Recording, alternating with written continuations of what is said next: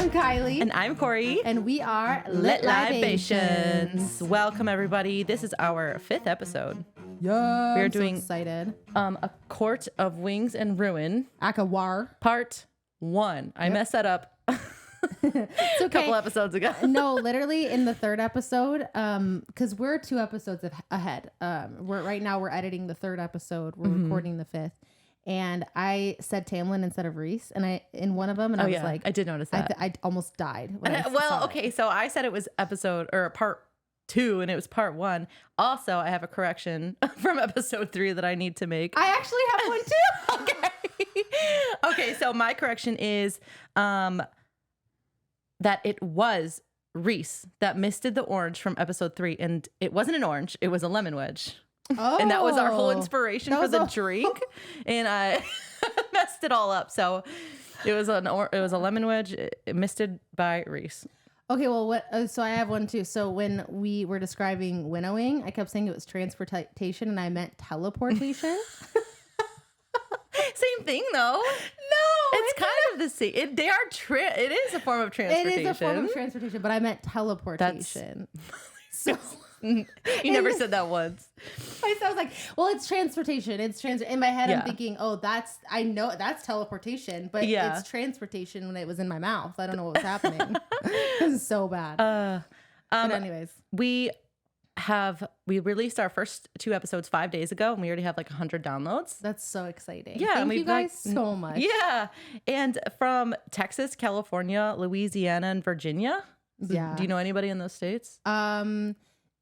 No. I know who the Louisiana ones might be, but other than that, like, thank you guys for listening. Put right in because we're lonely. Do you even know who the California ones are? No, I don't know anybody in California. I don't think. I mean, I know people in California, but I couldn't. Maybe they're watching. You don't if you think are, please let me know. Or listening. Please let me know. That's incredible. Thank you. Yes. And if I don't know you, but still thank you. We can be friends. Like that's right in. We'll be friends. Yeah. We're lonely. I'd love that. Anyways, are we ready? Yes. Let's talk about what we're drinking. Oh, yes, of course. Oh, I have a name for it. It is hidden. I actually didn't know that. I've made it up today. It is the faebane Fizzberry Fruity. Ooh, yes. So it is inspired by the sweet, sweet nectar of faebane, which is used like a whole bunch in this part of the book. And it hits you quite hard. Yeah. Just like faebane. So. Oh, yeah. And it diminishes all my power, the vodka, because in my inhibitions. Oh, no. Okay, so where we left off last book, Feyre is at the spring court. She is a spy. She is high lady. But no one knows. No one knows that yet, yes. Nesta and Elaine are high fae. Elaine is Lucian's mate. And father is still on the continent trading. Elaine is Lucian's mate, and literally he decides to tell her 5 seconds after she got dunked in a fucking cauldron. Yeah, he thought, has no chill. This is a good time. No chill. Okay, so I have the first 6 chapters, and I just want to preface this by saying, like, I am really focusing on like Nesta, Elaine, Lucian, Jurian, and Eris, because I feel like they're all being presented to us as like in a way that's not real. Yeah, there's like more behind them. And so I'm really picking apart all their dialogue and stuff. Okay, so we get a cold open here. It's 2 years before the wall, which is like 500 years ago. Rhysand is walking through a field of dead soldiers after fighting a gruesome 3-day battle. He's turning bodies over, afraid Cassian might be among them, but he doesn't find him. All right, so we're moving on. Part 1, Princess of Carrion. Feyre is at the spring court, of course. She is fake painting. She's real painting, but she's fake painting her feelings. Yeah. She's like, I hate this. Yeah, the hate is just stewing inside of her, so much so that she has to practice smiling in the mirror as to look genuine. Her high lady tattoo is glamored so no one can see it. She did try to tell Lucian that the night court won't hurt Elaine in the first few days that they arrive back because they don't talk about her anymore. Yeah, and every time she does, his metal eye word. I'm super interested in his eye actually as well. Yeah, it'll be fun to see when that kind of comes to fruition. Yes. Feyre mentioned she did go hunting for the 2 pairs of wings that Tamlin apparently kept as trophies, Rhys's sister and mom, but she couldn't find them. She's sleeping in a different bedroom now, like from the one before. She did peek into her old bedroom one time and it's shredded all to hell. Like Tamlin shredded it all for whatever reason. And it has been preserved that way. Like no one's touched it. For whatever reason, Tamlin's coping mechanism is just to fuck shit up. Yeah. It's so unhealthy. Like, get a therapist. And why not clean up after it? Ugh. It's also covered in vines and thorns, like the rose garden is creeping in. Feyre has not seen Ianthe yet, but she is coming to explain her side of the story. And Feyre is willing to hear her out, aka decide how to shred her into pieces. Her excuse is she did it because, quote, I thought you wanted your sisters to have eternity to spend with you, but you were too afraid to say anything. Also, I did it for Lucien because he would be devastated to be mated to a human with such a short lifespan. Which is interesting to me because... How would she know? How would Lucien have even known that? How do you know? Because it doesn't seem like the mating bond snaps into place with humans. It seems like being Fae and Fae is the only thing that would really connect. It's a bunch of bullshit. Yeah. So, but we know that Ianthe is full of fucking absolute shit. Yes. Also, Hybern's forces are too great to be stopped. So it can only be weathered now. That's why she did it. And I genuinely feel sorry for Tamlin at this point. He's trying so hard to keep the court together. Everyone's safe and content, but it is like a fruitless endeavor. And he's just turning a blind eye to everything that's going. That's, you know what I mean? No, things are falling to shit. Why do you feel bad for Tamlin Ding Dong right now? Because he's okay. Because he's just like, just like living in his own world. Like, what are you doing? I guess I don't feel bad. It's like the here comes the consequences to my actions. Like, what he's surprised that he's in. He is getting duped a lot, though. He is getting duped a lot. But I do think that everything that's happened to him up until this point is on him. Yeah. Like he should. Listen, and we talked about this. Maybe Feyre's letter. He would have been like, this isn't written by her. Remember the one that she'd written in the last one? I can understand why he freaked out at that. Yeah. But going to Hybern will never not be the stupidest fucking decision he's ever made. Yeah, it's crazy. Ugh. But okay, so we're getting things going quickly because Jurian is coming. Feyre is baffled that Tamlin and Lucien don't seem to mind that the king has the cauldron and that they're inviting his people into their land. Yeah, that's crazy. Feyre and Rhys have only talked through the bond once or twice, and it's not a lot of words exchanged ever because it's possible that Rhys's scent will stick to her longer if she keeps using the bond, which is counterproductive to her goals. Right. Jurian comes as planned with Prince Dagden. Do you know how these are pronounced? Dagden and Branna. Dagden and then Princess Branna, who are twins, and also nephew and niece to King Hybern. And they are really fucking weird. I was so hoping you were going to mention. I didn't write anything about their them because they are really fucking weird. I don't know why, but like weird in an incestuous way. Yeah, like they're like, oh, we can get your own rooms, and they're like, oh, we'll stay together, and they're very like literally like they definitely bang. They definitely have sex. Like they're definitely like, Jamie and Cersei like coded. That's exactly what I thought. Yeah, it's bad. Yeah, and he like cuts her meat up for her and like it's so weird. Feeds her to her. It makes me uncomfy. Yeah, it's crazy. But it is nice that we get to know their names and be so acquainted. Oh my God. These are the people that we have to know their names. These are the people. That's insane.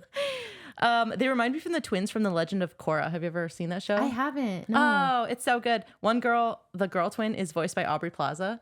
Oh. And it's like her normal, like monotone, deadpan humor kind of voice. And I think that fits well with Branna. Yeah, Dagden, with Branna. Branna. Which one's the girl? I think Branna is the girl.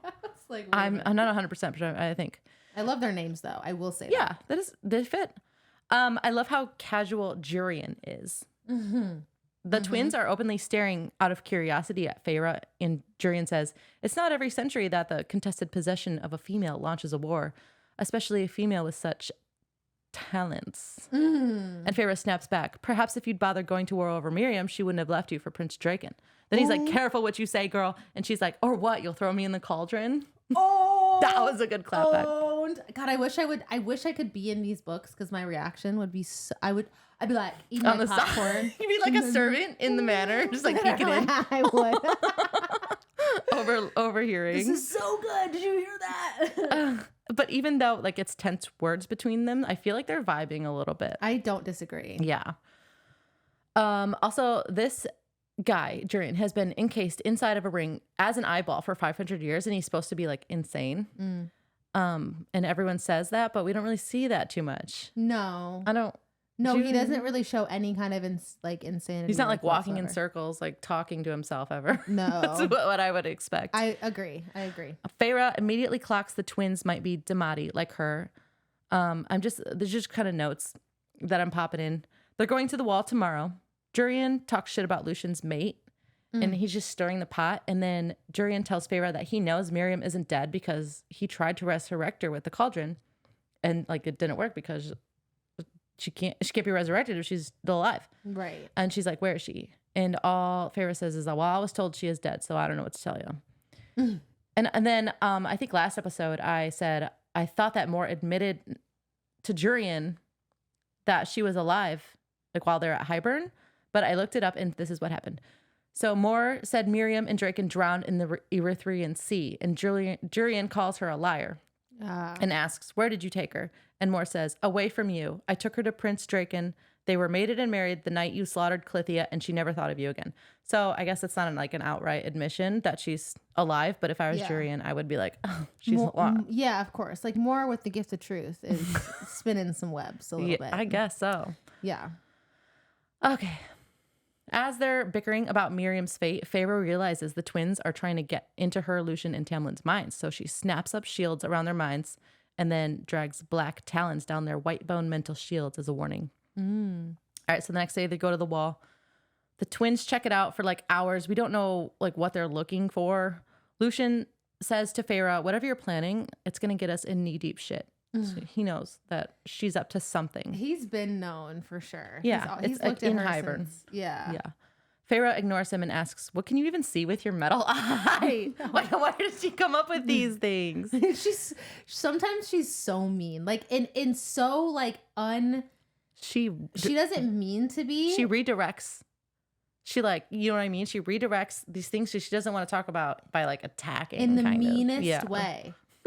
He doesn't answer her though. He says, "I would have fought with the humans in the war, you know." Feyre's like, "Whatever, like you're marching with Hybern now." He then tells her he found her ring the day that she left melted in the stones. And he also says going to Hybern was a trap and what happened was not what he was expecting. See, that's where I'm just like, fuck off, because King of Hybern did something evil. That's so crazy. Yeah, like, what? At this point, just like admit that you really, really, really fucked up. Yeah, just stop trying to make excuses. Yeah, he knows she lied. Okay, even though she doesn't admit it, we get the sense that he's biding his time as to what to do with her, as Feyre is also doing. And her scheming starts now because they bond a little bit about the horrible situation they're in, and they're sitting knee to knee, practically nose to nose, and Jurian sees them, and that's what Feyre wants. Then later, Lucian helps her off her horse, and she like pats him on the shoulder. She's like, "Thank you, thanks, pal." And he helps her like in a sexy way, like he like brings her down by her hips. Yeah. And she's like, "Oh, that's that touch." And she says it's hard to remember to hate him sometimes. We learned that Tamlin refused Ianthe in the Great Rite on Calanmai and refused to participate at all. So Lucian had to take part in that, and Lucian and Ianthe completed the rite together. Which Ianthe's been plotting for a hot minute. And then Feyre, he begs her not to tell Elaine. He's like, I had to complete the rite with Ianthe. Please don't tell Elaine. Yeah, what Lucian doesn't realize is that Elaine would not give about 2 fucks. I don't know when she ever will, if she will. For real. But Feyre sympathizes with him, and he says, "You are a better friend to me than I ever was to you." Truth. Maybe. I actually don't know. Disagree. Yeah. Actually, when you what compare if Feyre ever really do for Lucian? Lucian always was doing stuff for Feyre, always. Under the mountain. I mean, he wasn't all that great to her like prior to that. Yeah. But she didn't do anything special for him prior to that. Yeah, you're not wrong. You know, and maybe afterwards he's just feeling fought guilty for her every chance he got. Mm-hmm. And Tamlin like intimidated him to the max. Like, really, what did she ever do for him? It hasn't happened yet. For me, it's a one-sided friendship on Lucian's side. Yeah, he's just feeling really guilty. Yeah.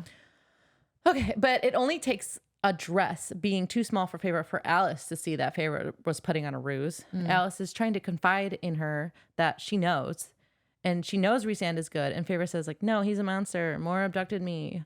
And she's like, nah, my cousin works at the summer court and you were happy and healthy. Yeah, wasn't she also like, I was there the day you got taken. I was begging them to take you. Yeah, she said that as well. I was like, I saw Mor. Yeah. And she's like, no, she kidnapped me. Like, no, I saw her. I was forced. Feyre is afraid for Alice to outright know the truth and is having an internal battle because Alice is a friend, but the risks are just too great and Feyre sticks to her ruse. And Alice just asked her to leave her and her nephews out of whatever plans that she has. But Feyre just zips it up. She doesn't say anything. It's summer solstice. This is a good part. So good. Ianthe insists on doing rituals and prayers 2 hours before dawn. No one is happy. It's reminiscent of attending Mass when you're a kid and not understanding or caring about any of it. Before That's you can. so funny. Interesting note, during the ceremonies, Jurian recites a prayer that Feyre had requested Ianthe to add in honor of the warriors who fought for their safety each day. And all the other people to get up there too. Everyone but Lucian. Why? Oh, just so she could probably do this. Yes. As the sun crests the horizon, Ianthe raises her arms, expecting to be lit up by the sliver of sun that they picked out the spot specifically, but it's Feyre that's glowing instead because she had slyly moved her marker a little while earlier, and she glows and glows, and oh, how the sun has blessed her, and the people love it, and they fall to their knees, Lucian being the first, and Ianthe is speechless, and it's just a game to undermine Ianthe's power over these people and to get under her skin. And also with Lucian being the only one that was near her, like to kind of push that narrative of her and Lucian. Lucian. Feyre and Tamlin dance, and Feyre plays the sweet, innocent girl. But after everything Tamlin says, she quips back in her head something spiteful. You let Ianthe take Lucian at Calanmai. You couldn't complete the rite, but you could make a deal with Hybern. Was it all worth it? She's fucking mad. Fair. This part is my favorite. Is it? This is where I was like, finally, she has a personality. Oh, good point. So she is jolted awake by a nightmare later that night and seeks out Lucian across the hall. Their rooms are right across from each other. And his room, by the way, is bedecked in autumn court colors. What do we make of that? Because I really don't know. I don't know what to make of that either. I was gobsmacked when I heard that. Write in. Let us know your theories why he would do that. Because he's adamantly against his brothers and his dad and his court. My thought, and they kind of. I'm going to get back to it. I have a theory. We'll talk about it when we get to the part where I think about this. Okay. Let's key that because okay. I want to hold on to that thought. All right. She fakes being scared about the dreams and fake cries into Lucian's shoulder, and he's half naked and comforts her. And she's in the tiniest little nightgown ever. Oh yeah, the one that she wore see-through. for Tamlin last year. He's cradling her head, hugging her close, saying, "I'm sorry." And there is a fanfic of the scene out there. I just know it. She looks up into his eyes, and Tamlin walks in on them. And they whip apart, but Tamlin is seething. Feyre's like, I had a nightmare. Then she's like, okay, I'm going back to bed. Good night. Like slams just goes back to her room. Yeah. And at first I thought that she felt Tamlin coming to her room to fuck. Yeah. Like he was. And to avoid having to deal with that, she faked a nightmare, but that is not the case. She faked the nightmare. She faked going in there so that way she could, Yeah, she manipulated Tamlin to seek her out that night by dancing with him at Calanmai and giving him the signs. Then she manipulated Lucian to make it look like they were either just got done doing something or they were just about to start. And she is preying on what Tamlin has feared from Feyre's very first days there, that Lucian and her have some sort of connection. I do not like Lucian being collateral damage in this, but this is so evil genius. I can't even hate her. I can't even hate on her for 1 second. I can't be mad at her for half a second. Oh my gosh. It's so good. It's so horrible at the same time. It is, but it's so good. Yeah. I can't. It's a good. lot too. It's like conniving and evil. I just wish it was someone else. I understand why she picked Lucian. Yeah. Because Tamlin's always been insecure about their friendship, but it's so good. Okay, so a set of keys go missing. Tamlin doesn't seem to care. Ianthe is nervous to announce to everyone that the lands near her temples are dying, and it might be the Naga or Naga. I'm gonna say Naga. I don't actually remember. There's a guide where you know what it says, but they're going to the wall again, and Feyre is like, Tamlin, you don't need to come with me. But Ianthe says, you never know when the Night Court will try to snatch her away. And Tamlin is worried about Lucien and Feyre. But then Ianthe says, perhaps if he returned to him his family's wings, he would settle down. And Tamlin's like, I burned them a long time ago. I don't know if I love that or hate that. He sounds remorseful and shameful, so. Yeah, but burning them, like, he couldn't have just sent them back. Yeah. Like, why would you? Whatever. He doesn't deal with things very well. No. Okay, so they're winnowing / walking to the cleft in the wall the next day. They have to walk between winnowings because Dagden can winnow, but Branna can't. And so he has to winnow her, and they have to winnow all the people that they're taking. And it takes a toll on them. So they have to walk sometimes, which means they have to camp out. And as they're getting ready for bed, Lucien tells Feyre there's no way to get out of this deal with Hybern. And we learn a little bit about the magic of bargains and why Tamlin couldn't keep Feyre at the manor when Rhys called his bargain in, because the magic has to go somewhere, and it probably would have came back to Tamlin and killed him. Yeah. And that's the reason they avoid bargains to begin with unless it's necessary. But it's worked out for Feyre every single time. Literally. All of her bargains. She's like, great, keep making them. Yeah. Literally every bargain she's ever made. Yeah. She's like, I don't understand that. Why you guys keep saying that? Same thing with the cereal. Cereal's not hard to catch. No. Why is everything in this world so easy for everyone her? else is stressed out about all these things, and she's like, I don't get done. it. Yeah. Done. Lucien reveals he visited the scholars in the day court to try and find a way to break the bargain between Rhys and Feyre. Lucien did that. Despite him begging Tamlin to stay away from Hybern until he heard back from the day court. After that day in the forest when Lucien tried to take Feyre, he agreed to go ahead with the Hybern plan. This is a quote. He was frantic. The scholars at the day court worked too slowly. I begged him for more time, but you'd already been gone for months. He wanted to act, not wait, despite that letter you sent. Because of that letter you sent. I finally told him to go ahead with it after that day in the forest. After that day, Tamlin destroyed Feyre's room, the study, and his bedroom, and killed the sentries who'd been on guard. And Lucien did beg for mercy on their behalf, but to no avail. And she's like, well, did the sentries try to stop him? And he's like, he's a High Lord. To be fair, though, that's fair, because if it was any other court, it would be the same thing. If the High Lord gives its orders and does it, that's it. And technically, technically, Lucien is the 7th son of. He's the 7th son. Allegedly. Yeah. Right. And so it's what really, I mean, his ranking is not it's higher than the sentries, but he doesn't have if it's just like in the Night Court. Yeah. When Rhys says something's done, it's done. Yeah. But Feyre doesn't understand that because she doesn't see that because she has a lot of sway with Rhys. And she's High Lady. True. So she doesn't have good perspective on that whole thing. But that's why I don't fully understand. That's so stupid to me that she feels like that, because it's you go anywhere else and it's probably the same thing as the Spring Court. To conclude, Lucien says it was either go to war with the Night Court and Hybern, or ally with Hybern and use it as an advantage in the future. Which we don't really know what that means. The future part.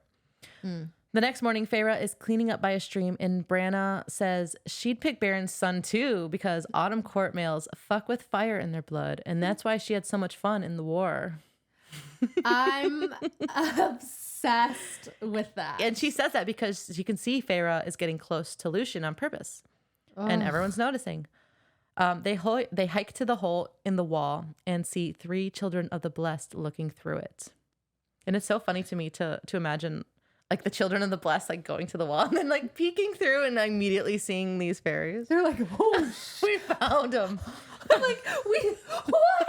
The rumors are true. Literally. And they're high ranking fae. So that's it is funny. Oh God. Okay. Chapters 7 through 13. So Feyre is attempting to scare these dumbass children of the blessed. Oh no. I'm going to read straight from my notes because I feel they're honestly gold. She's trying to scare these dumbass children of the blessed because she knows the twins will fuck them up. She gets into their minds and convinces them that the fae that they're seeing are monsters trying to hurt them, and they did. Yeah. Jurian does thank her for doing this and asks what happened to the humans that crossed the wall. And Feyre says she doesn't know. They never returned. She's like, I don't know, never came back. Which we do know that for a time, they were being used as messengers and definitely being killed. Yes. Which we saw in the first book. By Amarantha. Right. So it's not good for the children of the blessed. Yeah, definitely not good things. I mean, we've not seen one human in this world. So. That's true. They talk about Jurian's motivations for aligning with the king of Hybern, and he says that he's trying to get to Miriam because she betrayed him during the war with sweet Prince Draken, which we don't even know what Prince Draken looks like at this point, and I already would choose Prince Draken. Oh, I was that like, name what does that alone matter? Oh, okay. is he's probably super hot. Oh yeah. And this is a 500-year-old grudge. This is a long grudge. Like literally take a Valium and calm down. Yeah. Get over it. Just like Tamlin, like see a therapist. Yes. Ugh. They talk about Rhys and Jurian, and Jurian says he fought with Rhys. Rhys risked his legions to save Miriam in the war when she was captured. Rhys knew that it was a trap for Draken, but marched in to save her anyways. His friend, that was his friend. Miriam was Rhysand's friend. And so the Rhys that Jurian knew was a good guy. Was the most decent of them all, is what he says. Such a good guy. And so he's not fully buying the act. He's not insane. He's smart. He has his brain is wired. And I think he's trying to like he's trying to get in with Feyre. Yeah, for sure. He's definitely trying to align with her in some way. Lucian and Feyre spend that night in the tent together, which of course is another little sweet moment for her. I think she ends up like rolling over on his thing. On his pad, sleeping pad. What thing? His thing. No. No. His sleeping pad. His sleeping pad. We would say penis if we meant that. Yeah, you think I would say thing instead of penis? And yeah, that someone catches them. I can't remember. I think it's. Oh no, Jurian? No, maybe that wasn't when I thought maybe that was a different part that she rolled over on a sleeping pad. Anyways, they wake up and smell blood, and those awful incestuous twins tracked down the humans in the night and slaughtered them. Yeah, did they eat bad. them? The first time I read this through, I was like, oh, they ate them, but there was like no evidence. They definitely they definitely tore them apart, limb from limb, or sawed them up like serial killer style. Yeah, because you ever seen the aftermath, like if a deer getting hit on the highway, like just blood everywhere. It was bad. They like strung them up. Stop saying like, Kylie. They strung them up on a tree. It was not good. Yeah. Lucian and Feyre decide to send a message to those heinous twins, and so they track down the bogey. I hate saying that. Bog. They track down the bog and send them after the twins. And I thought Tamlin killed the bog. So does the bog have a family? I think there's more than one. Yeah, there are. There is. Yes. No, there is. I just imagine the bog like having like parents and 2 kids and like uncles. Like, how do they breed? Who knows? Ugh. Okay. There's a family. I'm getting a bunch of... Okay, so Tam is pissed when they get back. He's outrageously mad that they did this. And they argue, and he's arguing with Feyre. He sends Lucian out of the room because I don't want to talk to you. You aren't even, I'm so mad. You know what this is. Oh, yeah. And their argument gets so heated that Tamlin again sends a blast of his power through the room. And this time Feyre does not shield herself. She gets blasted across the room, flown, hit in the face somehow. It's bad. Bruises, scratches, twisted ankle. Oh, sure of it. It's bad. Lucian is so mad at Tammy for this. He is egregiously mad. And so are Tamu's guards. Everyone is. Do you like all the nicknames I'm using? Yes. I'm into it. Lucian runs over and takes Feyre back to her room, scolding Tam. Good. Rhys checks in on Feyre that night down the bond. And Feyre's like, honey, I'm fine. This is all part of my plan. He's like, when are you coming home? Please come back to me. I haven't had sex in so long. My hand is not it. My hand hurts. It's really strong, though. You should see it. She does. That's not what they said. He didn't say that. They didn't talk about that at all. But they do. She does check in on Cassian, and and Azriel, but Reese really doesn't give her that much. She's just like, they're fine. And so she just is kind of left to it's like the family. They're like ponder. Alive. No live. That's all you get. Well, what does it mean? She's like, in what state? Yeah. I don't know. That night, the Naga break into the estate, and they're found with the keys that went missing. Miraculously, Ianthe had stopped their attack because she had a vision of it. She's so smart and she's just so creative. She's if I had someone on my team, it would be Ianthe. I would want her on my team. Ugh. Just kidding. Fuck that bitch. So Tamlin was poised to whip the guard who had fallen asleep on duty, because one of the guards fell asleep on duty, and it was the same guard who had lost its keys. Coincidence, right? So Feyre steps in and she's like, "I'll hear your story," to the guard, because the guard's like, "Please, like, thank God. This is my honor. This is my life. Yes. This is who I am." And the guard tells them that it was Ianthe who stole the keys and set up the attack. He's like, "I remember." Yeah, Feyre like unwove the spell that Ianthe had put in his brain to forget or whatever. Right, but she set it so it would unravel at a certain point, I believe. She put a timer on it. Yeah. It's going to go off in 2 days and 37 minutes. Okay. So Feyre tries to get Tammy to hear her out. But Mr. Protect. Isn't listening. And then Ianthe hits him with "You're really going to listen to the sentries over me?" And then she like puts pressure on him to like, "Well, fuck no, I can't." Yeah, right? and Dagnan and Branna and Jurian are over there scolding them in the corner. Yeah, and Hybern can't know of any weaknesses in the spring court. Yeah. Okay. So he goes ahead and does it. Tamalama Ding Dong still whips the shit out of him. And all of the guards at that point are so pissed at him.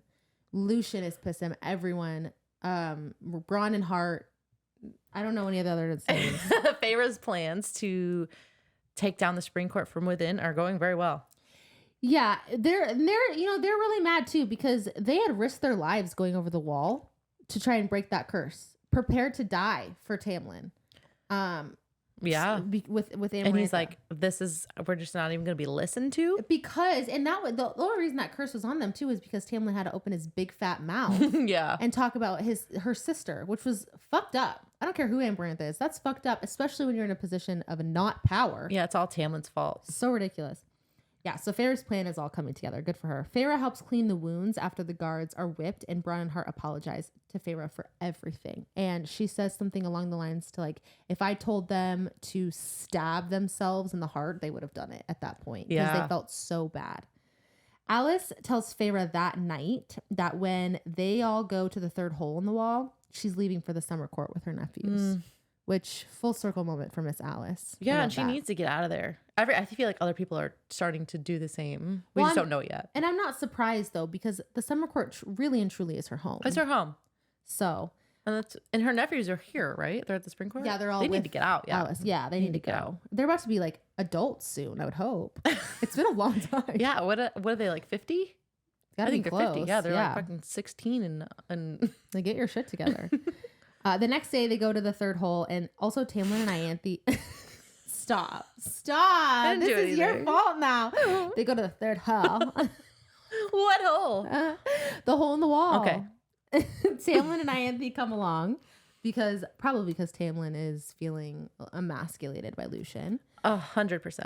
And Ianthe is just nosy. 100%. And Feyre is eating an apple, sitting there listening to Dagnan and Branna talk about the wall and like the hole in the wall. Yeah, they're like, it's 4 feet wide and there's a lot of land around here and we don't really still know why they care about it. Yeah, and she's like, well, should we go in the one by the sea or should we go the one here? They're kind of talking about which one would be the best for something. Mm-hmm. So, and Feyre's kind of egging them on to get information from them, kind of baiting them in different questions. Open. And they are being very open. Mm-hmm. So Hybern what we learn is this. Hybern has an army of about 200,000. They have allies in Valahan, Montessor, and Rask, and they will use the cauldron to wipe the world clean again. That's a lot of numbers. It's a lot of numbers. That's a huge army. It's a huge. I guess I've never been to war, so I can't really even don't know. Picture 200,000 of anything. Me either. Well and truly, it sounds pretty good. They will need to use the rips and the holes in the wall for the cauldron to expand with its power to bring it down. Because for some reason, the cauldron, it can't do it without that right now. Yeah, and yeah. Something to note. So Farah now has all the information that she needs.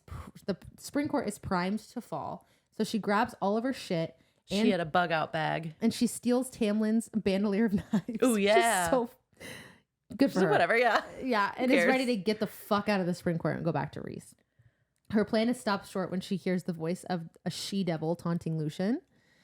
And lo and behold, Ianthe has Lucian tied up with like faebane straps. And she's trying to do some shady shit. That's how I'll say it. She's trying to do some shady shit. His belt is undone. His belt is undone. His shirt is like ruffled. And he's like, fuck off. Like, don't do this. I don't want this. Yeah, I'm saying no. Please. No. Oh my God. And she's like, she hasn't. I haven't had any since the fucking calendar. Oh my God, our tongues are blue. That's good. I haven't had any from you since Calenmai. So from you. Oh wait, she binds him with the blue things that nullify magic from Hybern. I think it's faebane straps. Yeah. Do you know what I'm saying? Yeah. I don't know. Maybe I'm wrong, but I think it's made of faebane. That makes sense. So Farah decides to intervene, and she goes into Ianthe's mind and tells her to beat the shit out of her hand with a rock. And Lucian is gobsmacked. He's absolutely like, yeah, what? he's just like doing his belt back up, watching. Lucian's like, what? When did you learn this? Like, what if that was their accent in this autumn court? I would love it. Honestly, I would love it.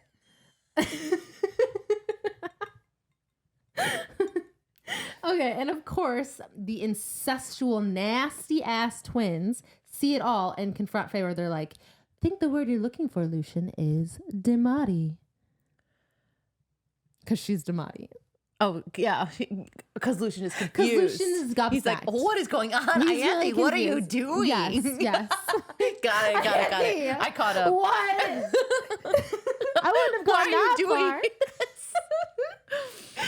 Okay, so they tell her that the apple and most of the food actually that she's been eating is laced with faebane.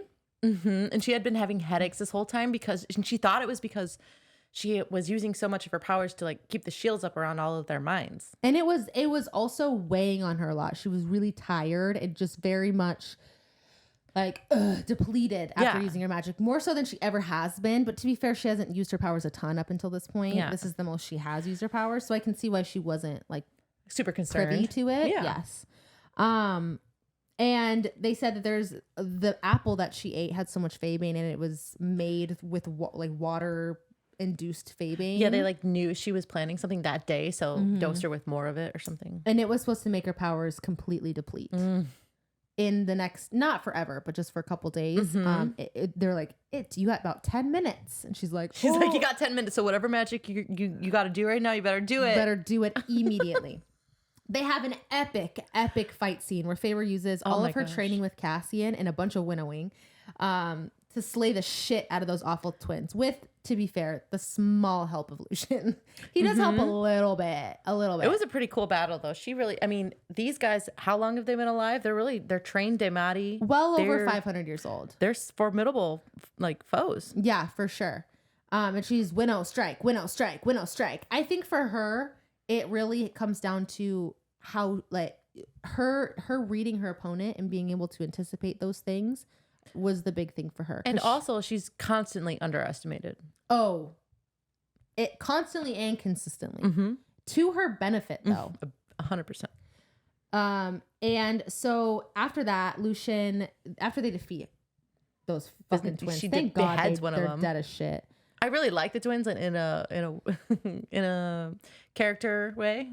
Yeah, they're fun, evil little. But twins. I am glad that they're dead now that the Adder's dead. It's nice to have someone to kind of replace that void that I'm feeling in my heart. No. So now that they're dead, Lucian insists on going with her because obviously Elaine, he's freaking out. He's like, "Oh, you're leaving? Me too." But he does tell Feyre does tell Ianthe. She puts in her mind tell everyone, you guys didn't help me. They attacked me. I killed them in self-defense. Tell everyone that, and you and Tamlin didn't do anything. So she really primed the spring court. She really did a good job. So they winnow to the shortcut tunnels. And before you go on, she tells Ianthe before they leave, I hope you live a long, long life, Ianthe, and never know a moment's peace. I kind of wish she would have killed her. I don't know. Maybe keeping her alive and her being never knowing a moment's peace is that's fair. Worst punishment. It is for sure. Cause I think she tells her that I'll come after you if you ever go for a male, that says no, and continue to pursue it. Yeah. Anyway, so they winnow all the way to the shortcut tunnels, and they're mulling over which one they want to go in, whether it's summer or autumn. I mean, like Feyre does have a red ruby or a blood ruby in the summer court, but Lucian's like, listen, I still wouldn't brave the autumn court if I were you. It's like lose for them. But they decide to go to the autumn court. Yeah. Dun, dun, dun, right? Ooh, and it's beautiful. It is really beautiful. Part 2, Cursebreaker. So this part is essentially a 5-day trek of Lucian and Feyre going through the autumn court. They have conversations sporadically about just kind of things that have happened, because Lucian obviously has a ton of questions. Yes. And she lets her mask drop, this mask that she's had of being oblivious, and it's obvious now she's with the Night Court. Right, exactly. So she kind of lets her true nature show. And he's not thrilled about it, if I'm honest. But they don't have a full conversation. It's just mostly like briefings. Yeah, they're like back to back in the cave, just like whispering. And I think it's fair. At one point they talk, and Lucian's like, what would you have done if you never found me? If Ianthe never caught me, what would you have done? Yeah, would you have left without me? And she would have. Yeah, 100%. Yeah. That's tough. But she didn't. Did she say that? She just didn't say anything. Of course. Which is an admission, if you ask me. Lucian is nervous the whole time that they're in the autumn court, because if their father finds them, they are fucked. And if any of the people, like all like the citizens, find them, they hate him too because of what have happened to Jasminda.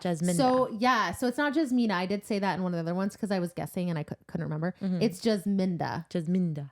And Jasminda. So that's another thing. And Feyre, honest to God, is just happy to be out of the spring court. Like, she's walking around like, she's like, phew. Lucian's like, they don't have food, but Lucian's like catching fish with his bare hands, like shirt off. Yes. Oh, and she's like picking apples, right? Yeah, and they're eating apples. Oh, and she's like, even though I just got poisoned by an apple, it's like, whatever. I still like hunger apples. is hunger. I gotta eat. They taste good. What can I say? So they make it to the mountains that lead to the winter court finally, and it's cold. But also, before we go there, she did not like send Rhys a message at any point in time in the days before she left. She knew she was leaving this day. Yeah. She did not warn him like, hey, I'm leaving. I'm going to, if anything happens, I'm leaving. Yeah, I'm not 100% sure about that, because why would she be worried about the scent at that point if she knows she's about to dip? That's a very good question. She even asked herself that. Yes, exactly. So what's wrong with me? Why didn't I send a message to him? What the hell is wrong with me? Which, that's fair, girlfriend. Oh my gosh. Good reflection, honestly. So they do make it to the mountains that lead to the winter court, and it's cold. It's starting to get really cold because it's borders the winter court, and it's snowing. I don't know why it's snowing in autumn in the mountains, but it's snowing. Oh yeah, because it's cold. Rhys said something about like the courts having different rules, but it doesn't make any sense. So no. It's like whatever. Maybe because it's like higher altitude, even in the autumn, it would still be snowing. Yeah, that makes sense. A mountain, but and they're sleeping in a cave together, and they kind of have a moment of sweetness. She goes into his mind at this point, and he's again. Yeah, and I think it was she didn't mean to. Oh. But she sees him sitting there just kind of looking at her, and then he puts his cloak over her, which is that is very sweet. I really do love him. This is the second time she's entered his mind then. At this point, yeah. Okay. And then Lucian's brother finds them while they're sleeping in the cave. No. And Eris is there, the older brother that Mor was betrothed to, that, did the bad shit to Mor. Blah, blah, blah, Eris. Yeah. No, we hate him right now. Yeah, we do. But Feyre's powers are slowly returning, and she uses them. And I think Lucian uses a little bit of his powers as well to kind of amplify hers to escape the brothers. But they leave that situation with one cloak to share because he gave his to her. Yeah. And no weapons because they had to leave their bandolier of knives. That was Tamlin's. Because they had to. Oh yeah, because they had to get out of there quick. Because they had to really run fast. Yeah. So they have to stop again though because they're freezing and it's bad. Like the weather's bad. They're struggling. They like need to make a fire on this frozen lake. They have to do something. They have to figure out the logistics of that. But I don't think that they ended up. So they picked a good cave so that way they wouldn't get caught in that cave. But they don't find any wood, so they can't make a fire. Mm-hmm. And so they end up having to share body heat, and they're both pissed about it. Fanfic about this. Yeah, right? They're both so pissed about it too. And they end up kind of talking a little bit, but Lucian asks Farah about Elaine. And this is my description. This is what I would have said. She has the dullest personality ever. She's about as useful as a wet blanket in the winter court, and she gardens and is engaged. You can do better. That's what I would have said.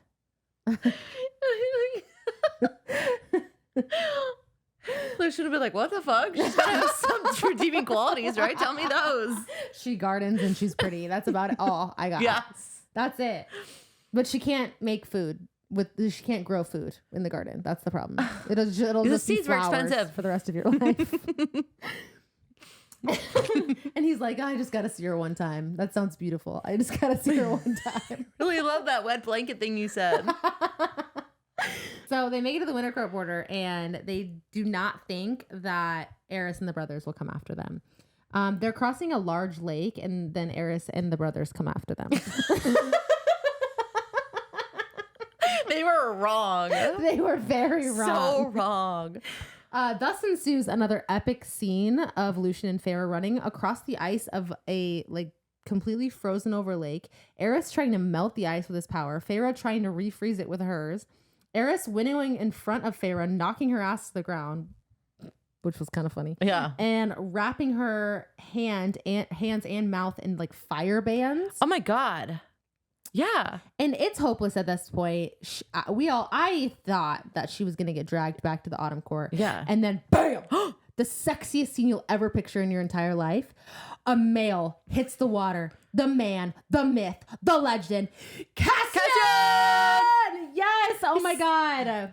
He slams in the ice and it cracks out everywhere, to all the shores. And then it was so hot. And then you said you were screaming in your car when you first listened to it. I was screaming. Well, because at first I kind of thought it was Azriel. I was like, the even screaming more just excited. Dulled. No, I was still excited because it was Cassian. I do love Cassian. And he's completely healed. Because reminder, Farah didn't know how they were doing. All she knew was that they were alive. His wings were shredded. His wings were so bad. And so then Azriel hits the ground. Boom! In a blast of shadow. And Cassian looks at Eris and goes, I suggest you drop my high lady. And I was I got chills. Swoon. Oh my God. Major swoon. And between Azriel and Cassian, they wipe the fucking floor with the Autumn Court brothers. No competition, boys. Not an ounce. Farah tells them in the middle of this battle where they're about to kill them, probably. Not to kill them. They were definitely going to kill them. Yeah. And she says, no, stop. And so they go by her side and kind of flank her in a fun little guardian type position. Oh, okay. And she tells them, she says, you deserve to die for what you did, but I'll grant you mercy as I am the high lady of the night court. I don't actually know if that's exactly what she said, but that's roughly what she said. She revealed that she was high lady. That's the important part. Yes, that's the important part. I was like, that is so badass. That's such a good time to reveal that. And the tattoo starts showing. The glamour comes off of it. Yeah, ooh. Ooh. I love that. And they go back to the night court. Mora's waiting for them. Reese is far away, but is coming back now. Reese picked up on her down the bond, of course, and sent Azriel, Cassian, and Mor because they were the closest. Oh, and they also take Lucian. They take that redheaded motherfucker. She's like... Azriel is carrying him in his arms and his wings, and it's the most awkward thing. Yeah, and he jokes as they fly away that he doesn't know who looks more uncomfortable, Az or Lucian Van Serra. The way that and his last name is Van Serra, but they never use it. Which it sounds important because we don't know anybody's last names at this point. Not a person's. Right. Except for Farah Archeron. Yeah, the Archeron sisters. Yes. So they went out back to the townhouse in Valeris. They reveal Valeris to Lucian. Lucian's first words when they get back there are children laughing in the streets. Amren she talks to him in a playful way, like, and comments on how, like, the mechanics of his eye are clever. She's like, oh, Lucian, oh, that's clever. Yeah. He's like, what the fuck is this place? And Feyre says, it's home. Everyone gets to see Rhys and Feyre's reunion, which I would be like, send them away sooner. But as soon as so awkward. I'm sorry. Yeah, as soon as she sees him, she breaks down again, like she did on the ice when she saw Cassian and Asriel.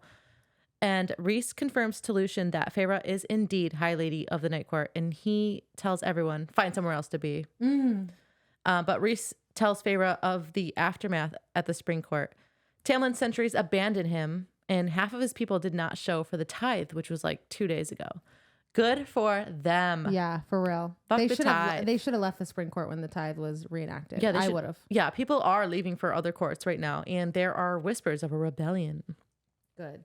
Jurian apparently also left and went back to Hybern.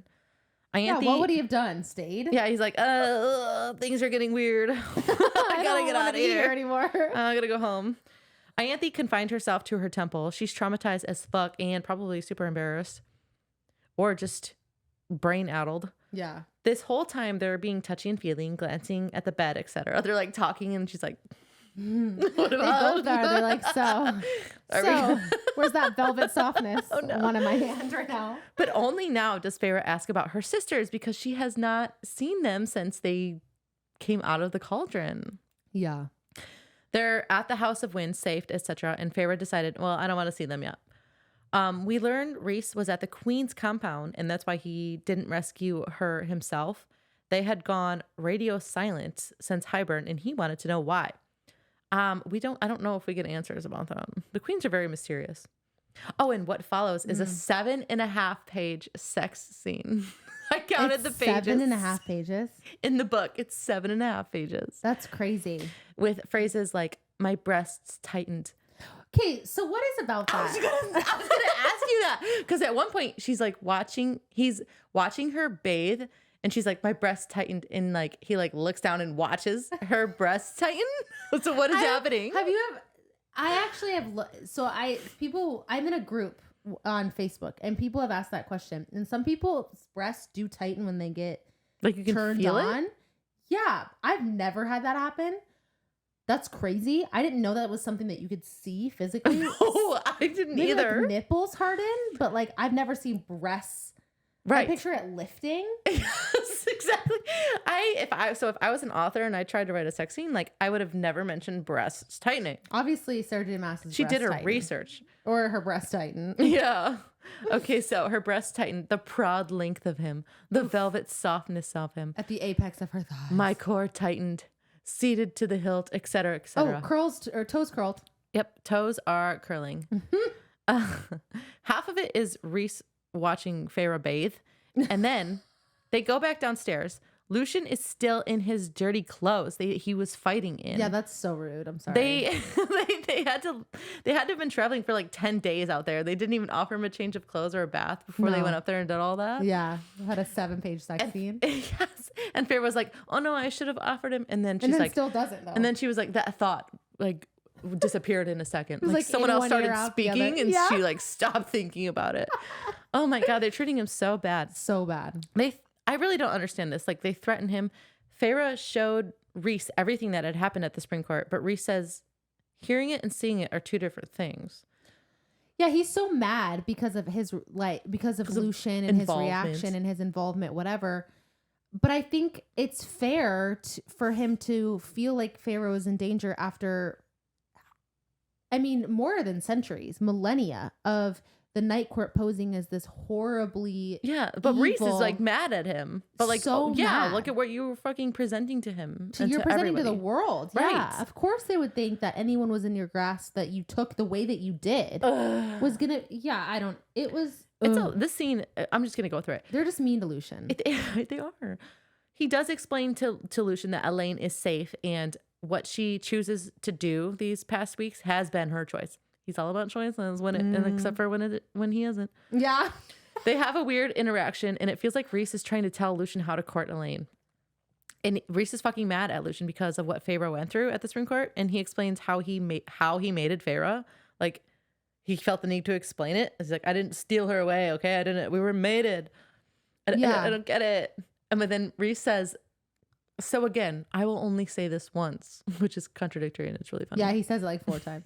So again, I don't even know what he was talking about, but Lucian's response to like this rant of Reese's that Reese had just gone on is, I guess I can see there's more to the story. Like, yeah, and I think the only reason he says that though is because he knows. He's like, calm down. Like, I'm rethinking things. Well, no, I think it's because he knows that if he gets kicked out, he'll never see Elaine again.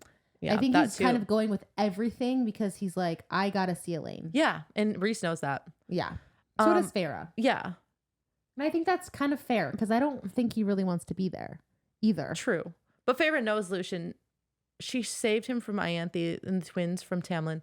She should have stepped up to Reese, I think. I don't think that it was that all of that was necessary. Like, you literally, like we said just a second ago, you want people to think that you're bad, like, and then you're blaming Lucian for like for believing it.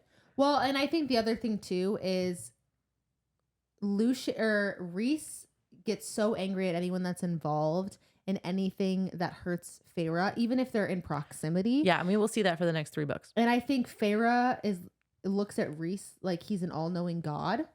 and she's like, well, if that's what he thinks, he's probably right. How can I fucking doubt that? Yeah, for real. It made me feel like 2 of my good friends were talking shit about my other good friend. Yeah, I agree. That's how it felt. But anyways, they fly up to see Nesta and Elaine, and Lucian wants to go. Before they go in, Feyre tells Lucian the story about how she fell in love with Reese and his court, basically. And then Reese tells him how his history briefly and how he's not the man that the rest of the world thinks he is. Mm-hmm. And it has to be super overwhelming for Lucian.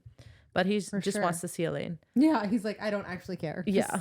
Let me see the girl. And Lucian says to Feyre, I hadn't realized I was a villain in your narrative. That makes me so sad. I know. He's like, I didn't know. Everything that he did at every turn, and I will stand on this 10 toes down, this is the hill I'll die on, was for her. Everything. Starting under the mountain. Everything. I'm a Lucian stan. Ugh. Nesta is devastating as High Fae. Cassian is there being really weird about Nesta, and she's like, what do you want? Yeah. And Feyre said she felt like a punch in the gut. And it's like, why? Like, Cassian does not need to be here right now. But Nesta is mad. She's worried about Elaine. Bitter about being High Fae, but it's like, whatever. She's upset Lucian is there because I don't know why. She's really upset Lucian is mated with Elaine. Yeah. She can only see that he's like the male that sold him out to Hybern, so that's why. Right. But she respects Feyre's decision to leave it up to Elaine to decide to see him or not. And Elaine is sitting in front of an open window. She's motionless, empty inside. She repeats twice that she wants to go home and that her fiance is looking for her. They're supposed to be married next week. She's so dramatic. Lucian is finally getting his own rooms, and he still has his bloody clothes on at this point. This is the worst part because Reese is like, we'll provide you clothes. And Lucian's like, is it free? Mm-hmm. And Reese goes, I mean, it's on us, complimentary. He's just a dick about it. Yeah, Reese is mean to Lucian. He's like, you're a High Lord son. It would be improper for us not to take care of you. He's like, well, I got to do it via protocol. And he's just so mean about it. I did not have that written down. Ugh, I hated that. They're being on and off mean to him. And Feyre tells him to stay away from Elaine. Blah, blah, blah, blah. I'm not going to let her get hurt. But he's like, I would never hurt her. Yeah. Like, what the fuck? After all this, after the way that they're treating him, Lucian thanks Feyre. The inner circle, they bet on how long it will take Lucian to try to see Elaine. They're like 15 minutes. 2 days. Yeah, literally. They're at Amren's now. Everything the twins said about Hybern has been confirmed. Feyre didn't really need to do all that shit. Asriel went to... They're like, yeah, we already knew all that. That is so funny. She didn't need to go there at all. She comes back and like every single thing that she tells them about the Supreme Court, they're like, yep, we did hear that as well. She could have left. Yes. Oh, it's so funny. But she was bored. Azriel went to Cretea to try and recruit Miriam and Draken, but apparently their island is deserted. We don't know where they are. Reese says Miriam did die during the war, but Draken remade her as Feyre was made. And I bet they would be besties. I bet. The 3 territories that Hybern was like allied with, they slowly made them think that they maybe were in trouble so that they would be too scared to send their armies to Prythian. So they're like hoping that will help them. She didn't need to do any of it. She literally could have escaped day 2. Oh my God. It's so funny. It was just a waste of time. It's so funny. She was going to Maas. It was like one sentence when she got back. They're like, yup. I'm sorry. That is making me sob. Somehow, Azriel can't spy on the human queens, and I want to know why. Same. Do we get to know? Probably because of the deal they made. Okay, we'll get into that part 2. Yeah. They think something is wrong with the cauldron. It should be strong enough to take the wall down by itself, and so that's why they are studying the holes in the wall. Feyre may be able to help since she is maid, and so is the wall, but she refuses to let her sisters help. And Amren's like, "You sound exactly like Tamlin." Thank God she said it. Yeah, Thank because God. Feyre was like, "You're right." And Moore was ready to fight her over it, but I was like, yeah. Yeah, Moore was like, "Apologize," and then Feyre's like, "Nope, she's right."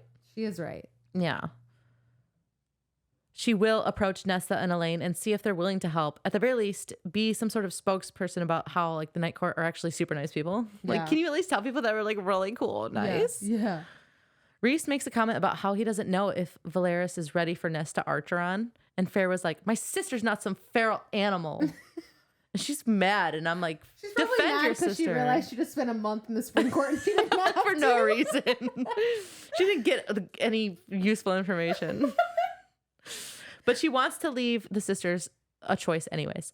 Then Reese says, "Invitations go out tomorrow for the High Lords. We're having a meeting." Yeah. Family meeting. Yeah. Countrywide meeting. Cassian carries Feyre up to the House of Wind to train. She tells him she saw a feral power in Nesta's eyes in the moment she came out of the cauldron, and Cassian says, "I will never forget those moments as long as I live." I totally thought this was my chapter. No, it's not. Sorry, continue. Okay. He hasn't seen it since, this power in her eyes, but he can sometimes feel it. Feyre asks, "Why do you bother with Nesta since she's always so angry, and especially at towards Cassian?" He says he can't stay away. And it's obvious where this is going, I think. Obvious. Yeah. Pretty obvious. There's a family dinner. Elaine stays in her room. Nesta attends. Lucien tells Feyre he understands Feyre's choices up to this point. Moore swoons over Nesta's dress for like an entire page, and Nesta is like not about it. Nesta's like, fuck off. Yeah. Cassian's like, "Moore might steal that dress right off of Nesta." And Nesta looks Moore up and down, and she says, "Unfortunately, I don't return the sentiment." That's so fucked. It's just so mean funny. sometimes. Amren says, "You're a real piece of work." And Nesta is kind of like Feyre. She's like, "Why do your eyes glow?" Maybe it's a family trait. It must be a family thing. It's gotta be. She says they glow because the containment spell didn't get it right, and it's a glimpse into what's beneath. And Nesta's like, "Okay, what's beneath?" And Amren says her and Nesta are the same, not because of what is beneath our skin and bones, but I see the kernel, girl. When you erupt, girl, make sure it's felt across worlds. So it's like, you're fucking powerful. You're powerful. When they eat, Nesta admits that she understands what Feyre meant about the food, which is a funny callback. Everyone is bickering back and forth, and Azriel tries to slink away in his shadows, and they call him out. Like, Azriel, fucking get it together. He's like trying to like avoid confrontation. They're like, no, you have to stay. Yeah. Cassian and Moore stick their tongues out at each other. At 500 years old, they're sticking their... When's the last time you stuck your tongue out at somebody? Because it's been since I was maybe 5. Yeah, exactly. I was going to say like maybe even like 3. Yeah. I matured at 3 years old. Then, and then a minute later, they both stick their tongues out at Reese. And it's Moore and who? Moore and Cassian. It's crazier Stick their that tongues it's Cassian. out at It's each other. crazier. Could you imagine a grown man with a man bun sticking his tongue out at you? That's crazy. Reese is Illyrian general of all of his armies. Sticking his tongue out? It's crazy. At his High Lord. Lucian asks Rhys if they planned on revealing Feyre's powers or hiding them at the meeting with the High Lords, because he says that his father would likely join Hybern if he thought he could get her power that way. That's a good point. Rhys reveals they need to go to the Court of Nightmares to ask Keir to borrow his Darkbringer Legion, and because it's like a really big army and they need allies. They got nothing going on here. Moore says, don't waste your time. He'll say no. And Rhys says, we'll see, because he's got something up his sleeve. Yeah, because apparently they can say no. That's crazy. They reserve the right to just like decline the High Lord and his army. That is crazy. Who wrote that in the rules? Right. Probably Keir. That seems crazy. That seems insane. Moore insists on coming even though she doesn't need to. Feyre blurts out that she wants to learn how to fly. And everyone's like so shocked and surprised at this, and they're like spitting out their wine. Yeah. If I had wings, I'd want to learn how to fly. Yeah. They're just jealous. Yeah. She wants to fly with the Illyrians in the sky. In a legion in a battle. Yeah. What? Well, whatever. You go, Feyre. But it's risky because they like only have weeks to months, and it takes years to hone their craft. It takes decades. But Rhys says they will teach her what they know until then. And, you never know. Asriel offers to teach her because he knows what it's like to learn to fly at a later age. Nesta says she wants the queens and the king dead, and if they can promise her that, she'll start training tomorrow. Rhys and Feyre are walking. Rhys says, will you hate me if I say that Nesta is difficult? And he doesn't give like a one shit about either her, Elaine, or Nesta's needs. Oh yeah, did you say that she agreed to help with the wall, but she would not agree to? No, I cut that out because it just comes up so much later. Yeah. Well, basically she agreed. Well, yeah, quick. She agreed to help with the wall, but she at this point has not agreed to go to the High Lord meeting. Yeah, she doesn't want to grovel to them. She doesn't want to whore her story around. Yes, exactly. Yeah. But Rhys does apologize for insulting Nesta earlier. Feyre asks if working with Keir is worth hurting more, and his response is she should be used to it by now. I honestly don't disagree. She should be used to it. I mean, because she does have the power, I guess, to kill him. Yeah. Like either if you're gonna be mad about it, just fucking him. kill him. True. Good point. The meeting of the High Lord will come with a magical ceasefire. No one will be able to break without losing their life, alluding to the risks when it comes to Tamlin and Tarquin. Which this is interesting, and I can't wait to come back to this during the actual meeting. Okay. Just that part. Yeah, and I haven't read that yet. Rhys lets Lucian see his wings, alluding that he trusts him as long as they have Elaine, at least. But Lucian is a sly fox, lest we forget, because we don't see that side of him, but he is. Yeah. There's a reason he was wearing a fox mask to the masquerade ball. And we don't know the reasons yet. No. Then he says, like, Lucian's talents were wasted in the Spring Court, and there was a reason that he had a fox mask on. Yeah. And I want to know what it is. Yeah. Like, is it just making friends? Is it being a peacekeeper? It's got to be more. There's got to be so much more to him, and I can't wait to see his character really, really, truly get explored. Right. So SJM will do it. She's gotta. Feyre and Rhys have a cute moment where they promise to fight for each other for their futures, and they deserve to be happy, but I'm all of a sudden bored by them. I'm so invested and interested in these mysterious powers that like the Nesta has.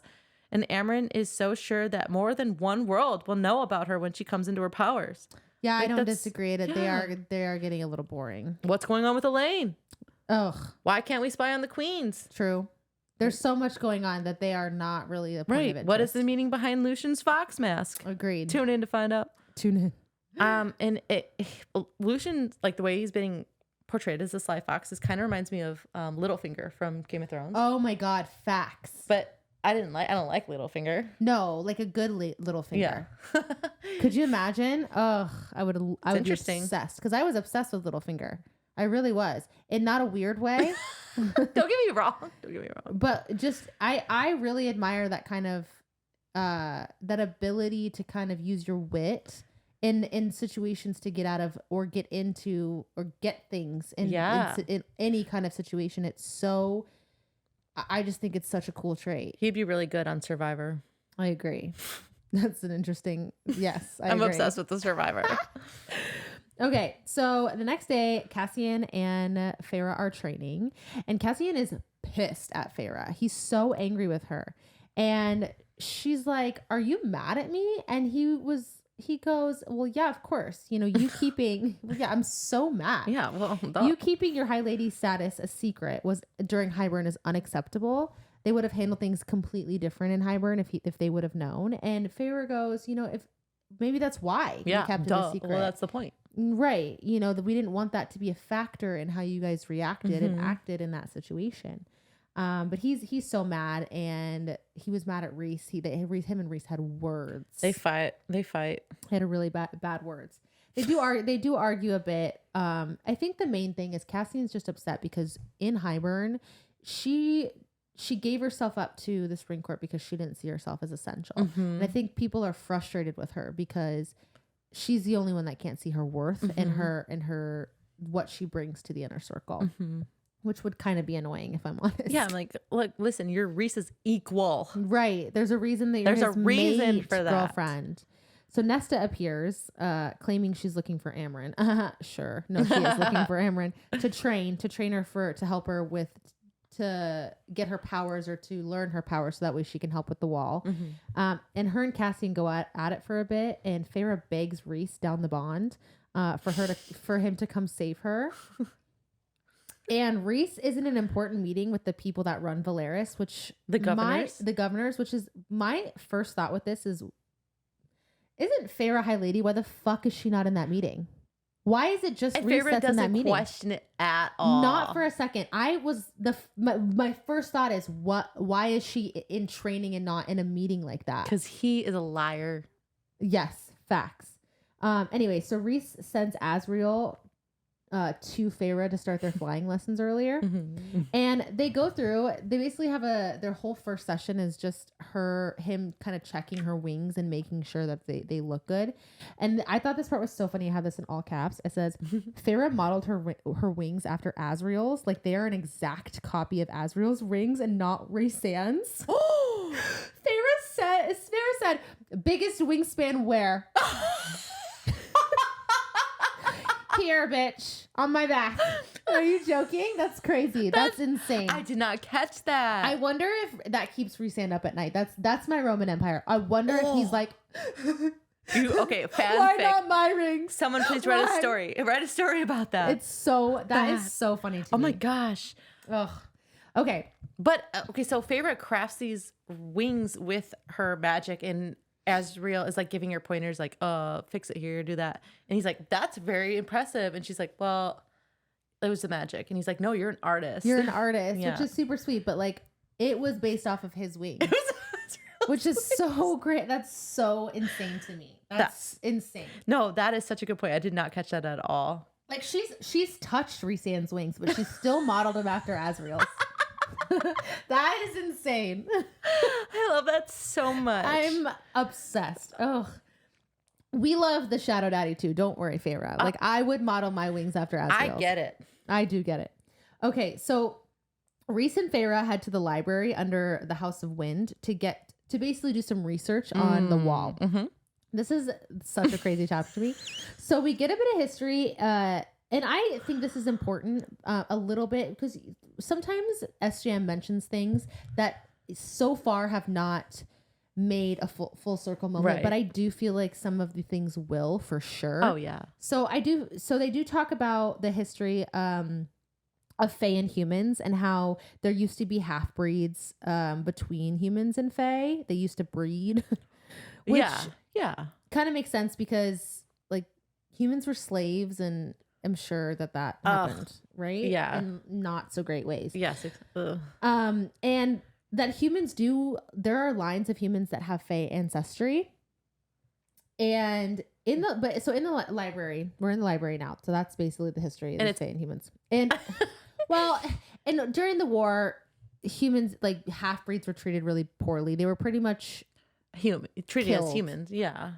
I mean, no matter where they went, whether they went to the humans or they went to the Fae, they were killed, like pretty much killed or treated very badly to where they were ostracized from the community. In the Fae world, they had to sell their bodies on the street. And in the human world, they were cornered and killed. It was bad. Yeah, it's not good. So in the library, we meet Clotho, who is a priestess. Clotho has very bad injuries to her hands, and she also can't speak. So big trigger warning here, because this is a trigger warning. And so the library is meant to essentially be a sanctuary for women who have had very, very terrible things happen to them. By males. So in terms of Clotho was hurt really badly by a group of men, and they cut out her tongue and broke her hands like repeatedly. They cut out her tongue so that way she wouldn't be able to tell anyone who did that to her. And they fucked her hands up so she wouldn't be able to write about it. And yes. So Moore found her and brought her to Rhysand, who read her mind and then sent Moore after the men that did it. I need that story. In like a fanfic? Yes. Yeah, I agree. So keep that in mind that a lot of the priestesses have all similar, of the priestesses. Yeah, yes. In the library have been traumatized the somehow, same as some way. Yes. Yeah, as yes. Yes. It's not funny. It's not funny. It's not fun. Right. But so keep that in mind. I'm laughing about the future. The future things. Yes. Right. So,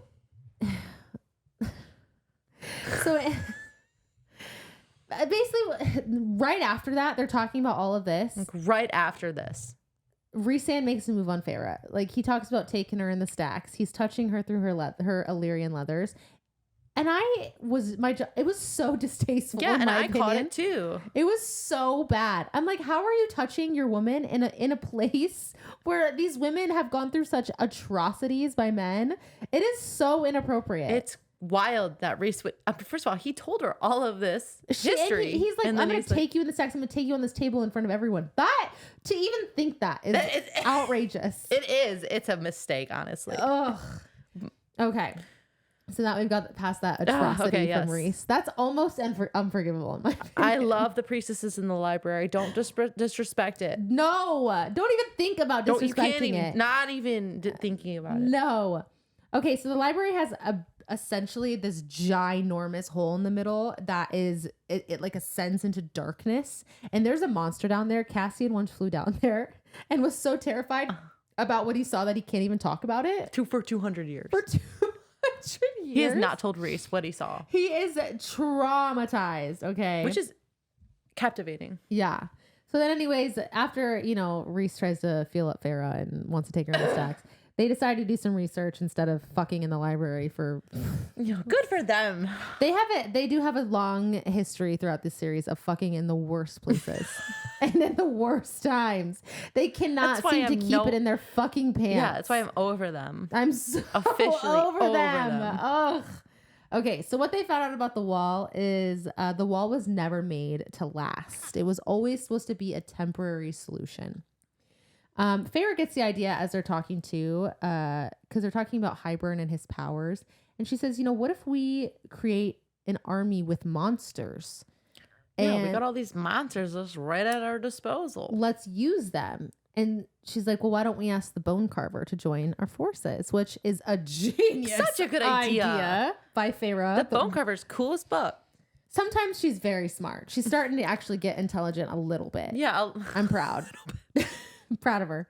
So Feyre goes to see Amren and Nesta during their first lesson. Amren is showing Nesta how to shield her mind for when they go to the night court with Rhysand. Yeah, and it's like invisible. Oh, well, obviously it's invisible, but like her training with Amren is mind stuff. Yeah. And Feyre is constantly commenting about it. Like, they're doing their invisible training again. Yeah, yeah. Well, because honestly, like all their she doesn't see anything happening. So I was a little confused too, if I'm honest. She secretly thinks nothing is happening. Yeah.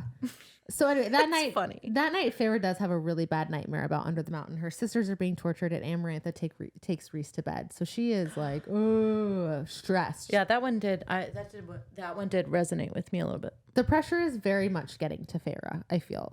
Mm-hmm. So Rhys, Feyre, and Cassian head to the prison. Only Cassian and Feyre are going in. Rhys is essentially going to be their bus. Yeah, he's their transportation. Mode of their teleportation. Their mode of teleportation. Cassian put a couple of the inmates in there, and he knows a lot about the inmates for whatever reason. And so Feyre asks Cassian about the Carver, and he tells her that long before there were High Fae, there were old gods, and it was believed that the Carver is an old god. So he's powerful. I love the Bone Carver. Me too. Feyre goes in and sees the carver as a little boy, and she realizes that it's supposed to be what her future son looks like. Yeah, because she sees herself and Rhys in him. Yeah, she's like, oh shit, this was a taunt the first time I got here. Or a power move. Well, yeah, it's a lot of things. Yeah. Good for the bone carver, though. She gives the bone carver one of the adder's bones, which is a good bone to give. And the carver says that she smells of his sister. And his sister is the weaver. She has not been seen the bone carver since the weaver? Mm-mm. Oh, interesting. I know. And I thought that was crazy. They're twins. Yeah. Which I love. Also, yeah, huge reveal. And her real name is Striga. Striga. Not the weaver. Ugh. Yeah, Who changed that name? Like, That's come on, terrible. Give her her real name. Yeah, Striga is badass. What's the bone carver's real name? I want to know. Jordan. Sorry. Okay. Jordan, Striga, and Coach J. Jordan, Striga, and Coach J. The parents just didn't care. He was the youngest. Oh my God. Okay, so the carver says, the rock, darkness, and the sea all shudder in fear of what happened on the island across the sea when she emerged from the cauldron. They assume he means Nesta, and yeah, he definitely does. And he says the wind moans Nesta's name to Cassian. Yeah. And then then he says he can smell the wind on Cassian. What does it mean? I don't know. I love it though. I love it. Feyre tells him that they got the Book of Breathings and that they could probably find a spell to get him home. But the carver is like, I don't want to go home. Yeah. This is my home. My home ain't shit. He's like, my home's probably dust somewhere. Definitely dust. Yeah, it doesn't even exist anymore. So I don't want to go back to that hellhole. Like, this cell is my home. This cell is where I belong. Much better. Because he's terrified of his twin sister, Striga, and his older brother, Kostjay. That's interesting. Mm-hmm. Do we find out? We don't ever find out why he's terrified of them. No, but no, well, we don't know. We don't well, know. because they're death gods. Well, okay, so he let them. He let the people, whoever, trap him in there, and whoever it was, I think it was the same people that confined Striga to the middle and his brother to a lake. Yes. So remember that. Keep that in mind. He mentions a clever fae who was the one that tricked him and whose bloodline still has a trace in a human family, in a human line. Why did he bring that up? Why did he bring that up? That might be crossing universes. So really? I don't know. It might be. I think it's in Feyre's line. Okay. Yeah, that's interesting too. Feyre's family. That's all we're gonna say because we're gonna have a theories episode. Yeah, because this is the second. I'm just saying this is the second time it's so far in the last couple things that it's mentioned that humans have fae ancestry specifically to Feyre. That can't be a coincidence. Oh, the siblings could not be killed by this fae though. They are death gods, and both his sister and his brother are stronger than him. So he doesn't want to leave the prison and remind them that he's alive. Right. As Cassian and Feyre are about to leave because the carver is talking in riddles and just, I don't know, annoying the shit out of them. Shit. Yeah. He stops them and says he knows that they're going to meet with Kier later. Kier has in his possession the Ouroboros. Ouroboros. Is that how they say it in the audiobook? Ouroboros. I say Ouroboros. Ouroboros. God, why is that so? The Ouroboros. And if Feyre retrieves it for him, he will fight for them. Yeah, and then she asked him to fight for him, right? And like, okay, I will, but I want this mirror. Yeah. Yeah, and it was originally, I think he said it was originally in Striga's possession. Yes, she did have it. I'm never calling the Weaver the Weaver. It's always Striga from now on. It's ridiculous. So anyways, Elaine, we go back, right? Elaine is struggling to deal with her new fae senses. She's overwhelmed. She's struggling. This girl, poor girl. Elaine, yeah. Yeah. She's just not a person. I mean, she's talking in half riddles and everyone's like, oh, poor girl. Like, put her in a garden. Wait, did you write any of the shit that she says down? No. Not a one. But the second time we see her, she's still staring out of a window. She's literally she stays staring out of a garden. She hasn't gotten up since then. She says, no. I can see so far now, all the way to the sea. And they're like, yeah, there's a Sidra.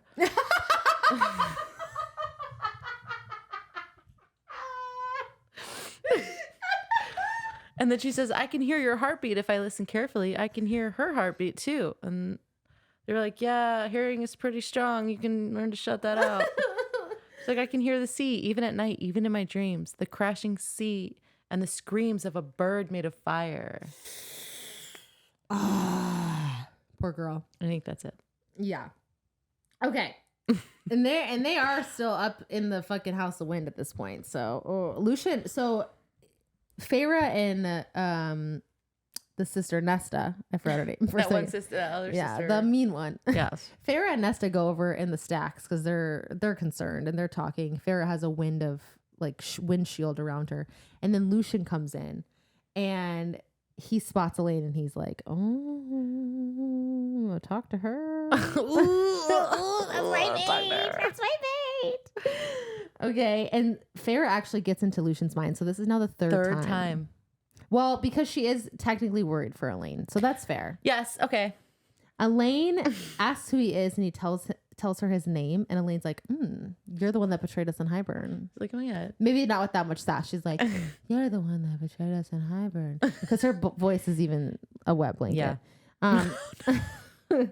Elaine said, and he tells her, he says, "Oh, that was like a mistake." It's like, I didn't mean to. You don't understand. She tells him that she's supposed to be getting married in a few days.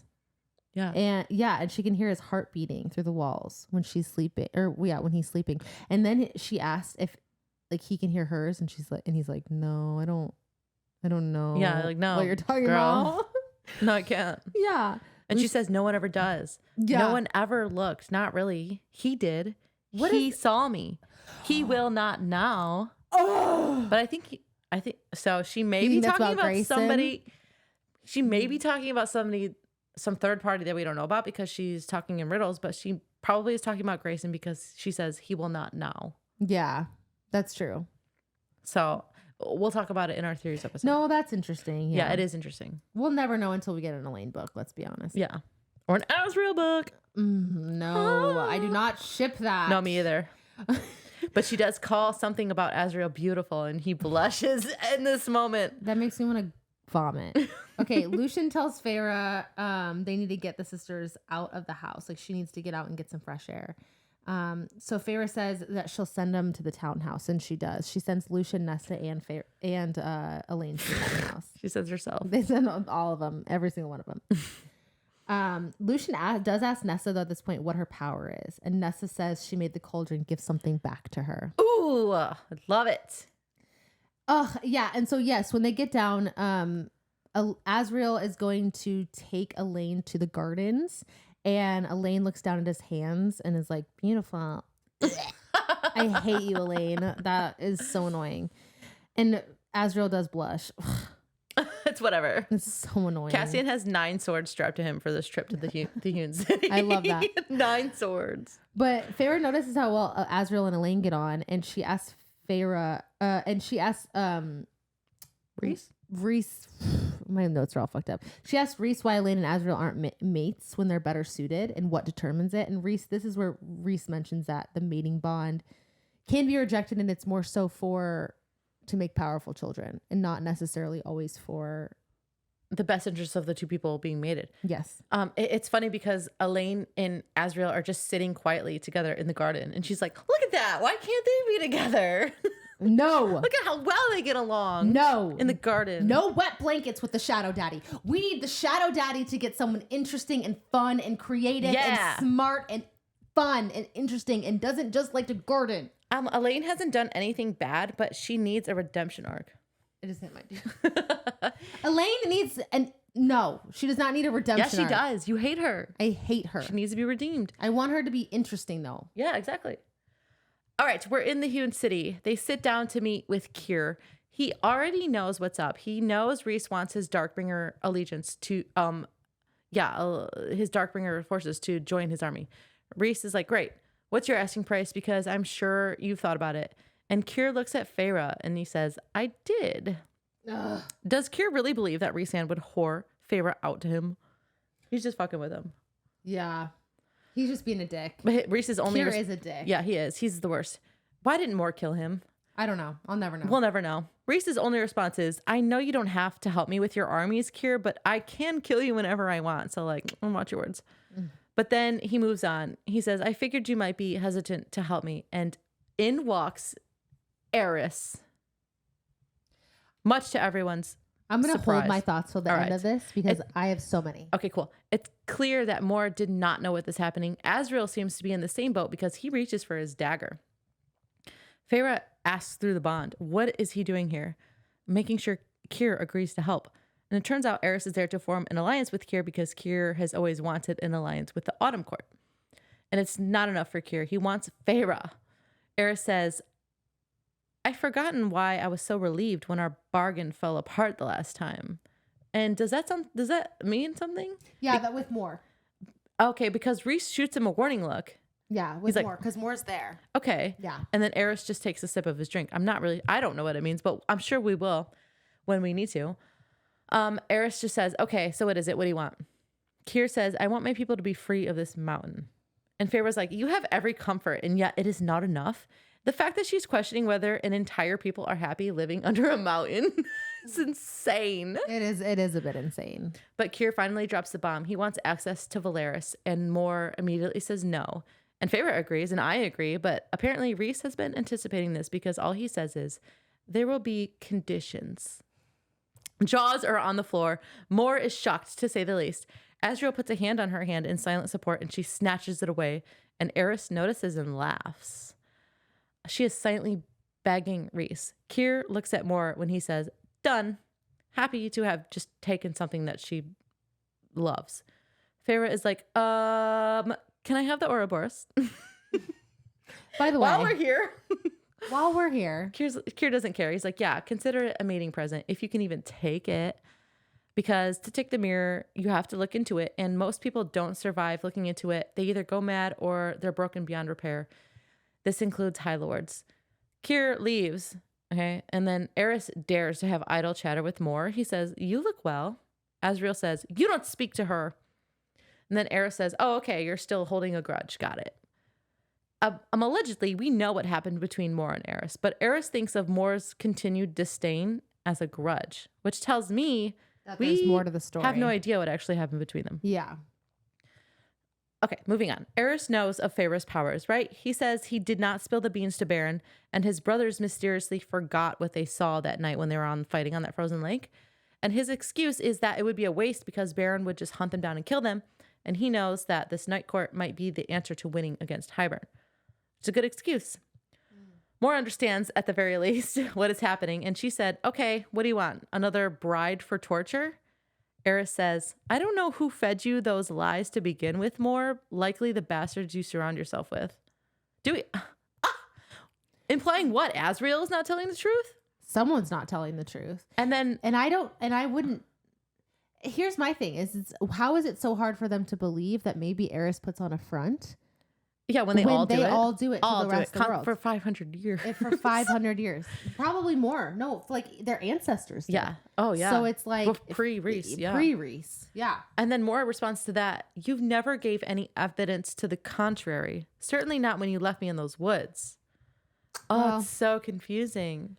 And then Eris says, there are forces at work that you have never considered, and I'm not going to waste my time explaining them to you. Believe what you want about me. So there's 100% more to Eris than we know. I agree. Yeah. Feyre is like, well, you hunted me down, so you're probably just a piece of shit. And he's like, well, I was doing that under orders, and I had to do it with my brothers. Right. He doesn't like his brothers. Then she's like, okay, what about like when you actually hunted down Lucien as well, like on that ice? And what about when you helped execute his lover before his eyes? Right. And Eris is mad. He's like, you know nothing about what happened that day. Nothing. And she's like, okay, well, indulge me. So Eris claims that he wasn't there for that execution. And that was the first and only time he had ever defied his father. And that he knew they were going to kill Lucien after that. And he made sure they didn't. He made sure that Tamlin got word anonymously to get the hell over to his own border where two of his brothers had been killed by Lucien and Tamlin. So he's got Lucien's back, apparently. Yeah. Then he says, not all of us were so lucky in our friends and family as you, Rhysand. And he's like doing an anxiety thing, picking at his fingernails while he says it. But Rhys is just like, apparently not. I have sympathy for Eris. Something's going on. I do too. You can tell very easily. Mm-hmm. Eris's asking price for all this is the Night Court to support him taking the Autumn throne. He says he'll pledge his troops right now if Rhysand just kills his father right now. Which I don't get why they don't do that. Why don't you just do it? Why don't they do that? I will never understand. He's like, they somehow think Eris is worse than Baron, and I that's crazy to me. Because someone's lying. There's a villain amongst our circle. Right. I'll never understand it. Rhysand denies it. Eris promises that Baron will side with them in the war and that he won't betray Feyre's gifts to him. As he's getting up to leave, he tells Mor, "I wouldn't have touched you, but when you fucked that other bastard, that Illyrian bastard was probably Illyrian bastard. I knew why you did it, so I gave you your freedom, ending the betrothal in no uncertain terms." And Azriel was like, "Okay, what happened after that?" And he says, "There are a few things I regret. That is one of them. Perhaps one day, now that we are allies, I shall tell you why, what it cost me." And Mor just like completely dismisses him. She's not listening. And we are going to save, or do you have words? I have words, but it's not about Eris. And, okay. Well, it's kind of about Eris, but it's not about... Okay, we're going to save the Eris stuff for their theories episode. This is so fucked up to me. And this makes me so mad. And this almost is like... This to me is Tamlin bad. It is. Him going into Feyre's first meeting with the Hewn City and knowing Mor is going to be there and not warning them about Eris and Kier. There's no reason both of them not to have warned them. There's no... It's like, listen, I did this. I know it sucks, but we gotta do it. Yes. At the very least, Feyre is your high lady. Oh Feyre is your equal. Feyre is supposed to be ruling alongside of you, and you don't even have the right, like, to tell her, the decency to tell her, and then you don't tell Mor, taking away her choice to be there or not be there under false pretenses. Essentially, I'll always give you a choice until I don't. It's just, it's so messed up because he assumes how she's going to react. Because she should be used to it by now. Fair, but he just constantly is assuming how these women are going to react. But you know what's interesting? He never does that to the males. He never does. He never like hides information afraid of how they're going to act. You're right. He only ever does that to the females in this story. I'm shook. I have chills. Yeah. Oh my God. Mr. Choice. Oh, crazy. We are not happy with Rhys. No, I'm not. Okay. This was disgusting, despicable. They are back at the townhouse. Mor says, "Why?" Rhys says nothing. Why? His excuse is Eris found Azriel on their lands and that his hands are tied. He made the best of it. And then he's like, "I'm sorry." But it's not a real sorry at this point.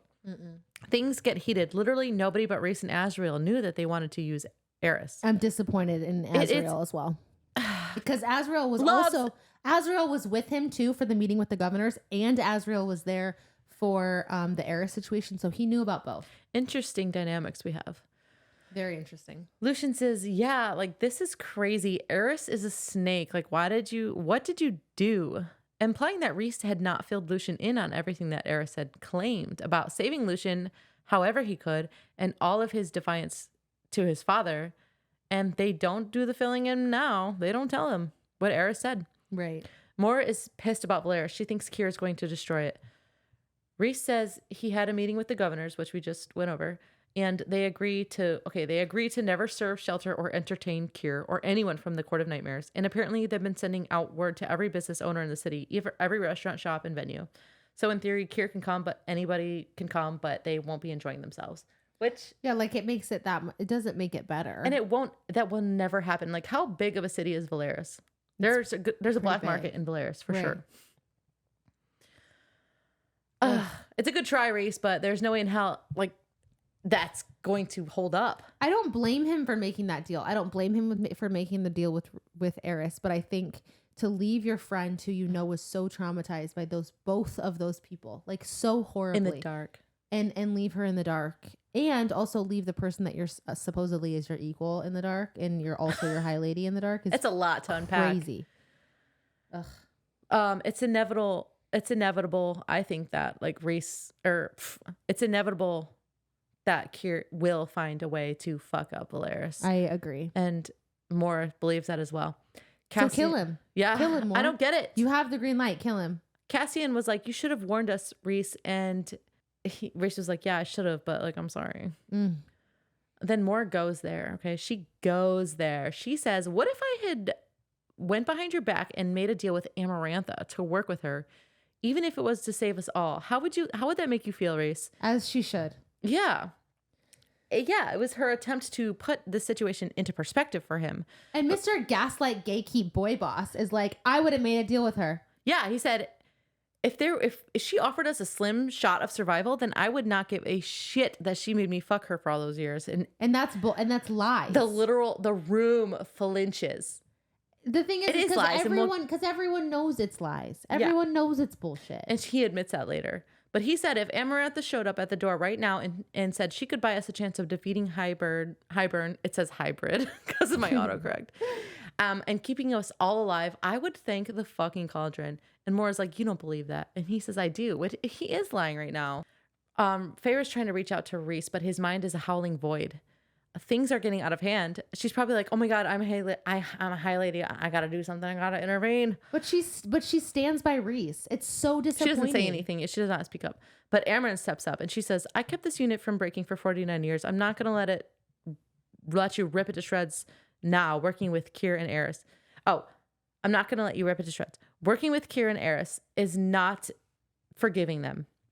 And when this war is over, I will hunt them down and butcher them with you if that's what you want. And she's speaking to Moore. But Moore is like, no, like he's going to destroy the city. And she's very afraid of her father. And again, why didn't you just kill him? Kill him. You've had the green light for years and years and years.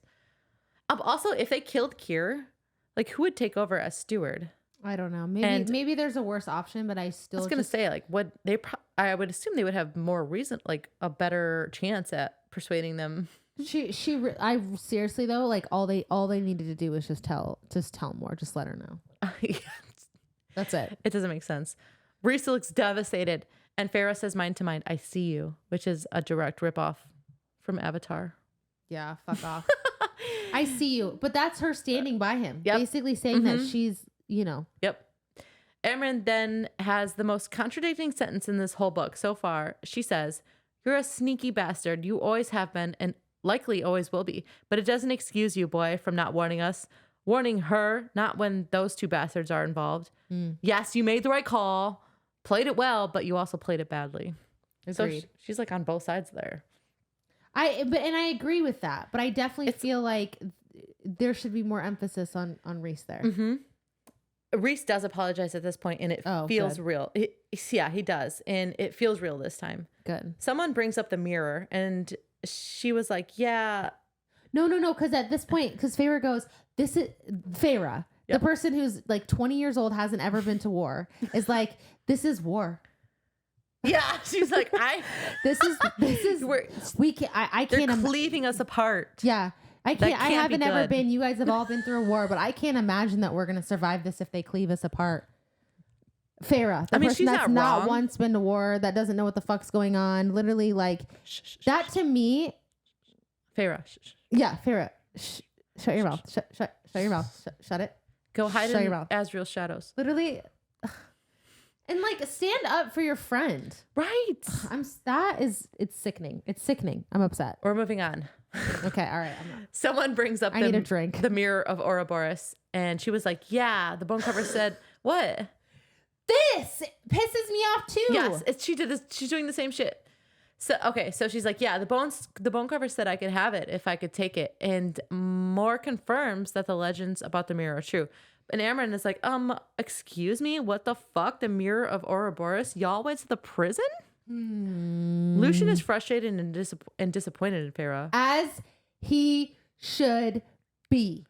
And then they're like, well, since we're on the subject, Amren, how did you escape from the prison? Because we need to know, because we want the carver. And she refuses, but Reese says, this isn't a request.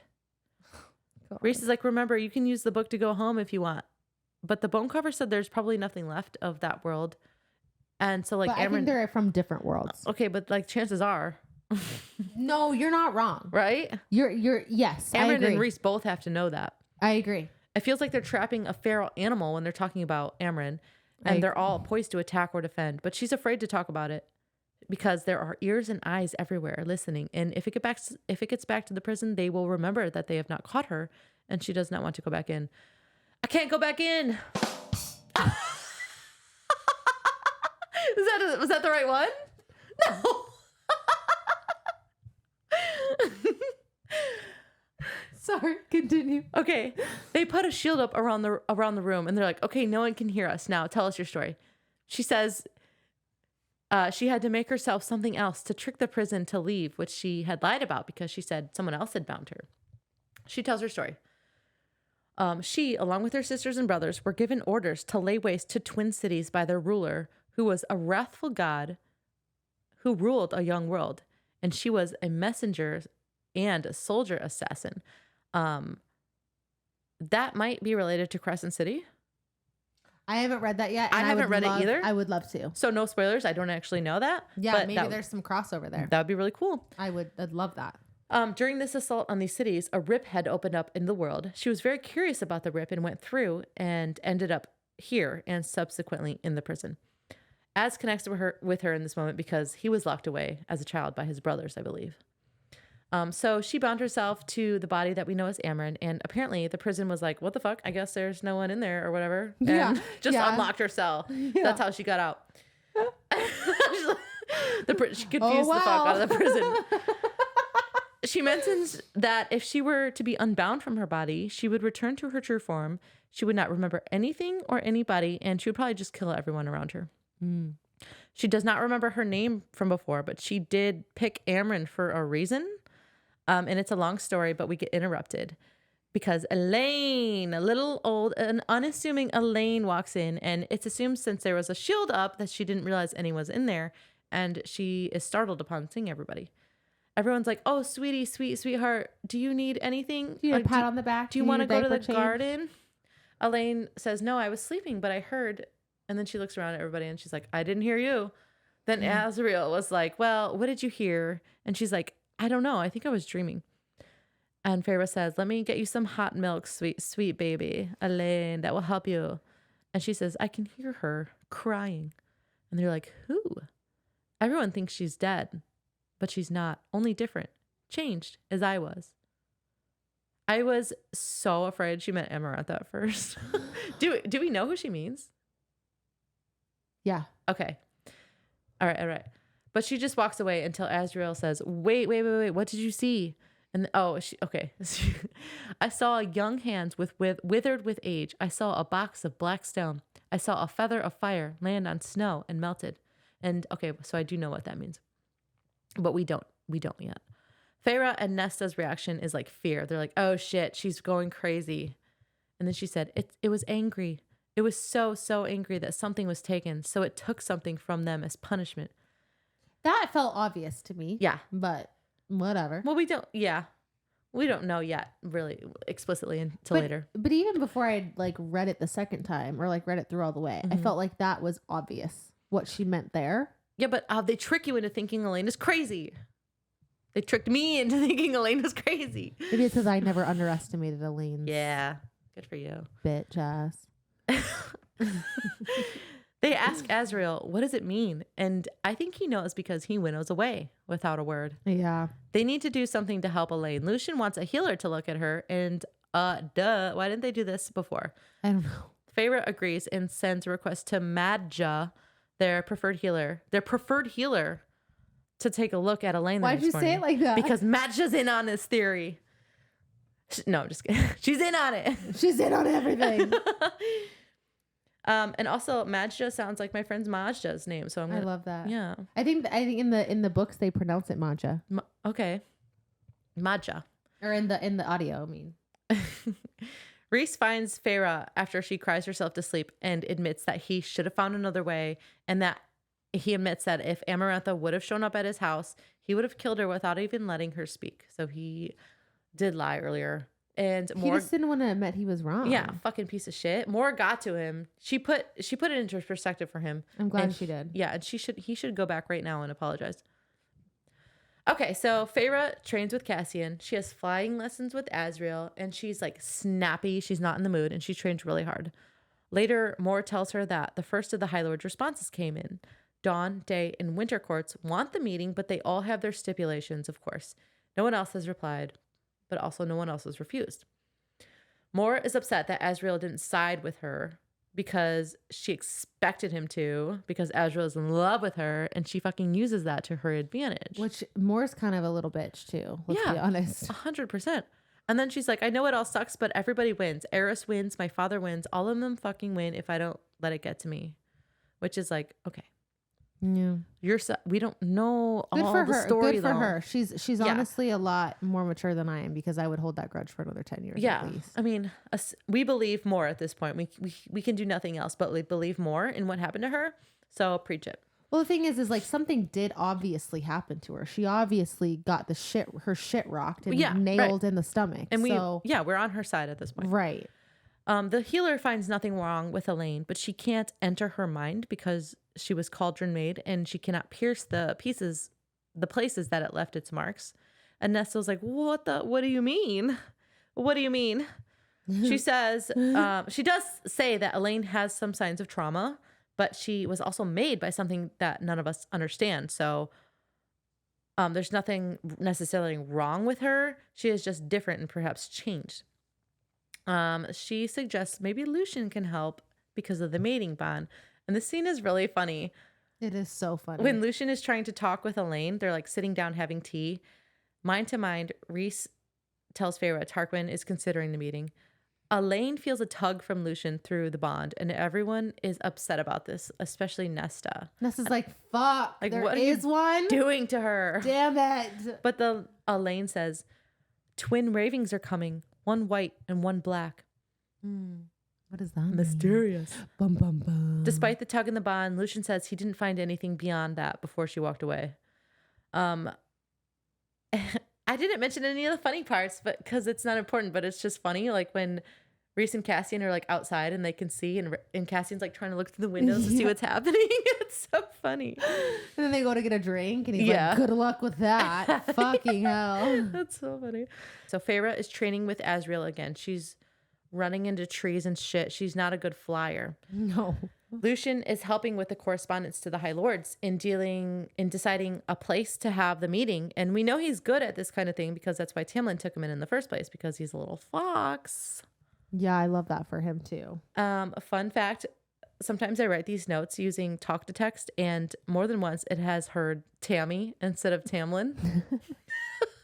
So when I go over my notes, it just says Tammy.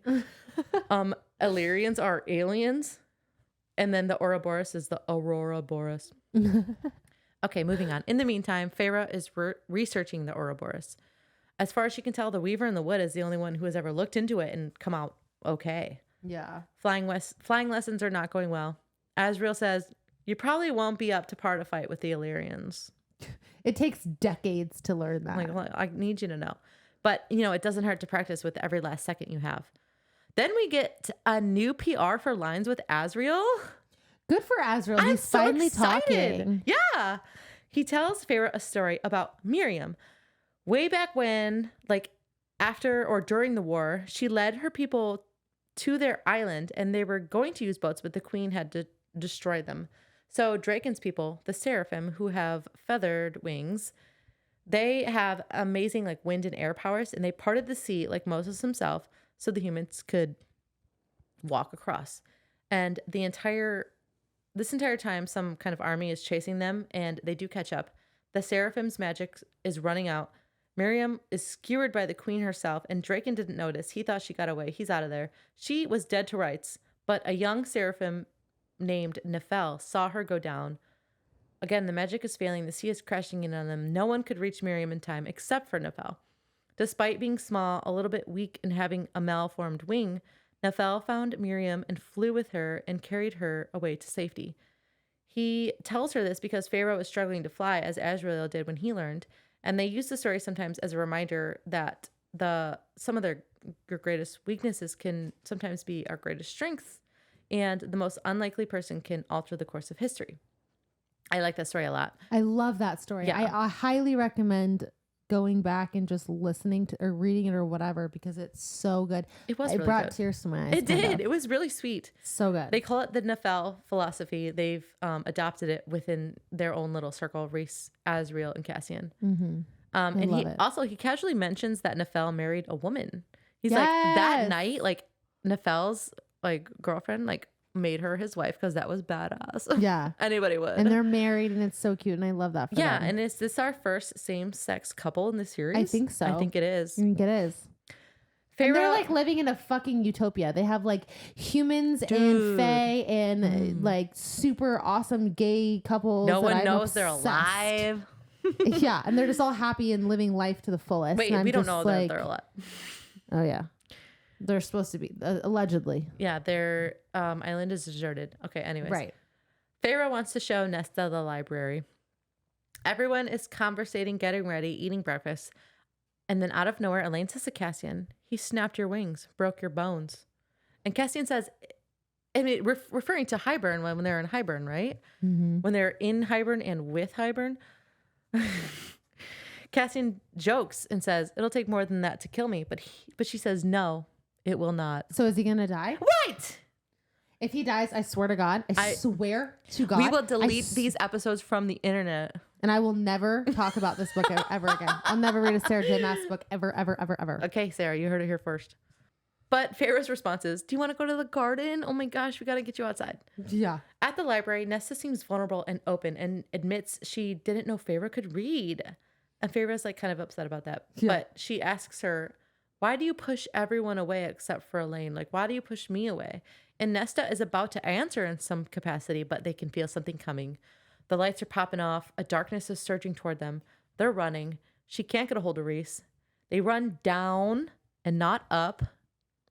Feyre forgets that she can winnow, but as soon as she remembers, two high fae males reveal themselves from the shadows. One dark-haired and one light-haired, and they have Hybern insignias on their suits or whatever they're wearing.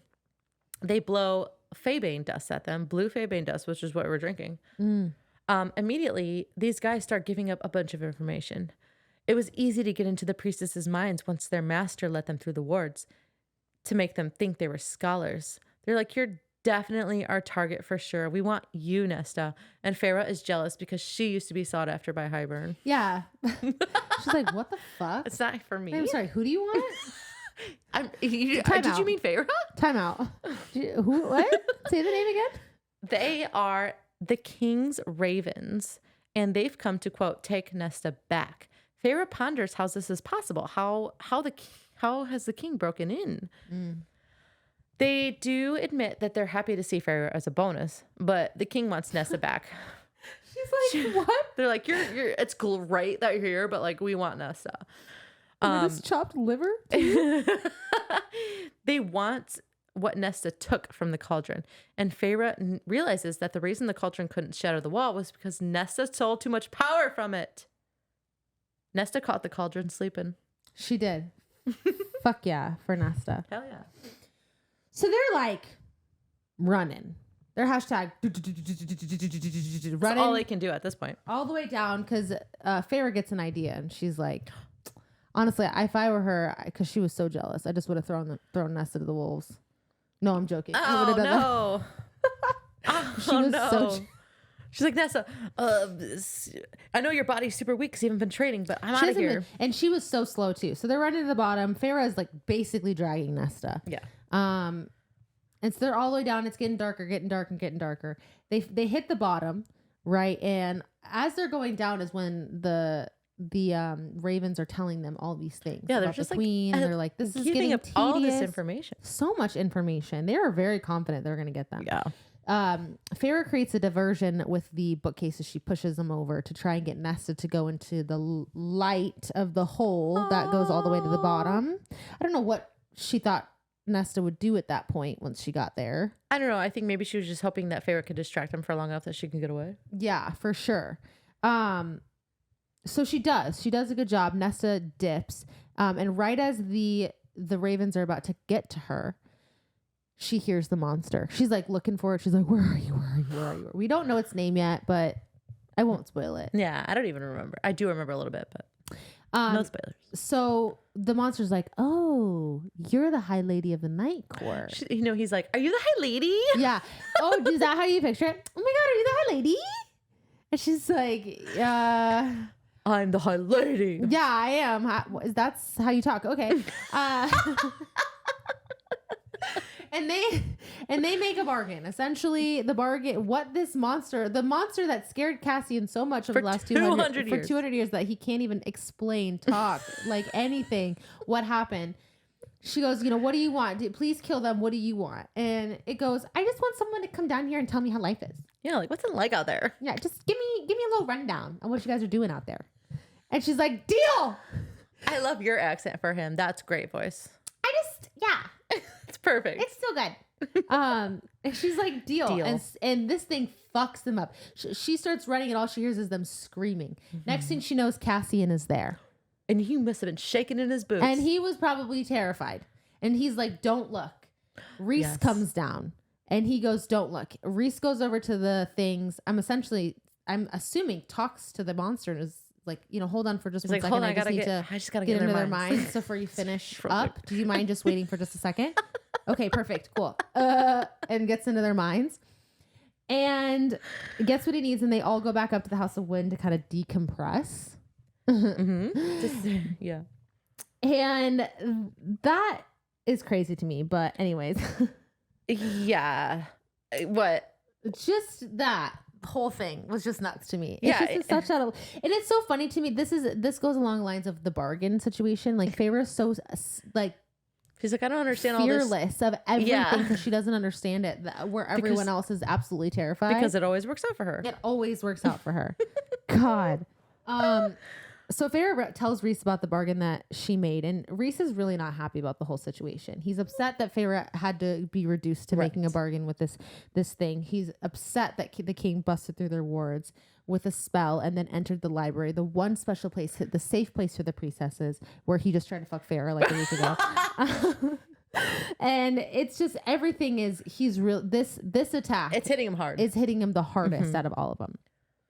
Clotho, we learned that Clotho was the one that alerted Cassian and Reese to the attack. Yeah, they had like a little bell that sent a message to the three of them. Right, to let them know what was going on. Something's going on. And Nesta and Feyre are worried about Elaine, but everyone else is there. Everyone else went to go protect Elaine for some reason. Like it's like someone wants her. No one wants her. No, it's Nesta. It's literally. Nesta. Why is everyone going to protect Elaine? It's Nesta. Not one person wants Elaine. She's fine in her gardens. No one would have touched her. Ugh, so annoying. Anyways, they go back to the townhouse and realize that the incoherent things that Elaine had been saying may actually have been coherent. Yeah, they're like, oh shit, maybe we should have listened. Maybe we should have figured that she went into the cauldron and came out with some sort of powers. Maybe we should have listened to her and realized that, she needed something and we weren't giving it to her. The cauldron gave her something. She's a seer. And she was trying to warn them about all these things. She was trying to warn them about the ravens. She was trying to warn them about everything. So they kind of worked through all the stuff that she had been talking about. And they realized that what she had been speaking about is the sixth queen. She's alive. She's not ill like the other queens had talked about. She was sold to a sorcerer lord. The lord possesses an onyx box. I don't know why that's important, but it's got to be important somehow. So we don't know. I think it'll be important maybe in other books, but we'll see. He keeps girls like the queens, and the queen is a firebird. She is essentially like two different forms, a firebird and a human. Yeah, like by day and by night. Yeah. And she is being held, get this, by a lake. By a lake, people. Ooh. Who else is being held by a lake? Whew. Just saying. Okay. Oh, son of a bitch. And it's deep in the continent. The queen, they don't know her actual name, but she goes by Vasa. Oh, yeah, it's Vasa. That's not her actual name, though. That's just like I need essentially to know more a title about her. Yeah, I don't know. They realize that they need to find Vasa because it might be vital to convincing at least some of the human forces to fight with them in the upcoming war. I just need to know everything about what is happening with that. Yeah. Lucian offers to go, and kind of no one stops him. Yeah. Aw. But he does. Okay. He does say something about his eye. He says his metal eye can see things that others can't, such as spells, and glamours. And I love that for him. Yeah, it's cool. But yeah, continue. And then that night, Amren is spent hunting in Valeris to try and weed out any Hybern assassins that might have been left or spies that might have been left. People are leaving their like blood offerings. They're like, don't come into my room. Please just leave me alone, you scary little Amren. Lucian leaves the next day to try and find the Sixth Queen. And Amren rushes in right after and says, Hybern attacked the spring or the summer court and they lay siege to it as they speak. Adriata is under attack. And of course, Prince Varian, of course, sent Amren a warning to prepare her for to prepare their defenses. Not even as like a please come and help. It's like save yourself. Yes, I love Varian. He's so sweet. Rhys says they can't leave Tarquin to face this alone, and that they're all going to go with their Illyrian legions to the summer court to help. Blood rubies be damned. Blood rubies be fucking damned. Okay. They arrive and realize no other courts have come to help. Mor and Feyre head to the palace to fight. Okay, wait, one mention. When they get there, it's like total chaos, right? Like it's a mess. Illyrians are in the air. People are dying in the streets. And Feyre thought that the battle would be fought in neat lines, like in a field. I think that's so funny. My girl is so confusing because some days she's like the smartest person in the room. And some days, I swear to God, she's a 2-year-old. I'm like, it's so crazy. They begin killing Hybern soldiers and saving the lesser fae in the castle. They're just like weed whacking them down. Widow strike. Weed Feyre actually is mostly using her powers. Did you say weed whacking? Yeah. Weed whacking for sure. Because Hybern is weeds. They do clear out the castle though of Hybern soldiers. She tries to get into Rhys's mind in the middle of a battle for whatever reason. I'll never know. I'll literally never ever know. Yeah, she's like, oh, I'm not even like, I'm just like in the midst of this high of killing people, but like, let me go see what he's doing. Yeah, for real. She's like, I gotta know. Which girl, get your shit together. Get it together. And he is hunting whatever is causing the damper on their powers because there's something that's causing them not to be as strong. And he locates a ship and it's coming like where it's coming from, and the king of Hybern is there. Wink wink. There. Exactly. Rhys knew it was a trap to see which High Lord would come first. Yeah. And Feyre's in Rhys's mind this whole time. He literally traps her in so she can't even leave. Like, what the fuck? Oh. And it was really weird. And she's telling him to kill the king, like, be done with it, be done. And for whatever reason, he doesn't agree. He's like, it's not that easy, Feyre. Like, are you kidding me? This is not King of Hybern. He's like, no, I don't think. But he also doesn't agree. He also doesn't agree. He's like, I think it actually would be better to not. I'm like, I think you could, Rhys. Yeah. Rhys does say it's not that simple. The king is angry about what Feyre did to Brandon and Branna and Dagna, the twins. Okay, the niece and nephew. Whatever the fuck their names are, who cares? They're dead. Yeah, they're dead. Fuck them. And the king says we'll take everything Rhys has to try and stop him, and it still won't be enough.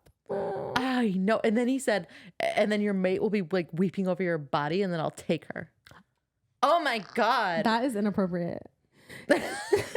Rhys was like, this is a professional workspace. You can't say that. I don't like that. I don't like that at all. He says he will take Oh, yeah.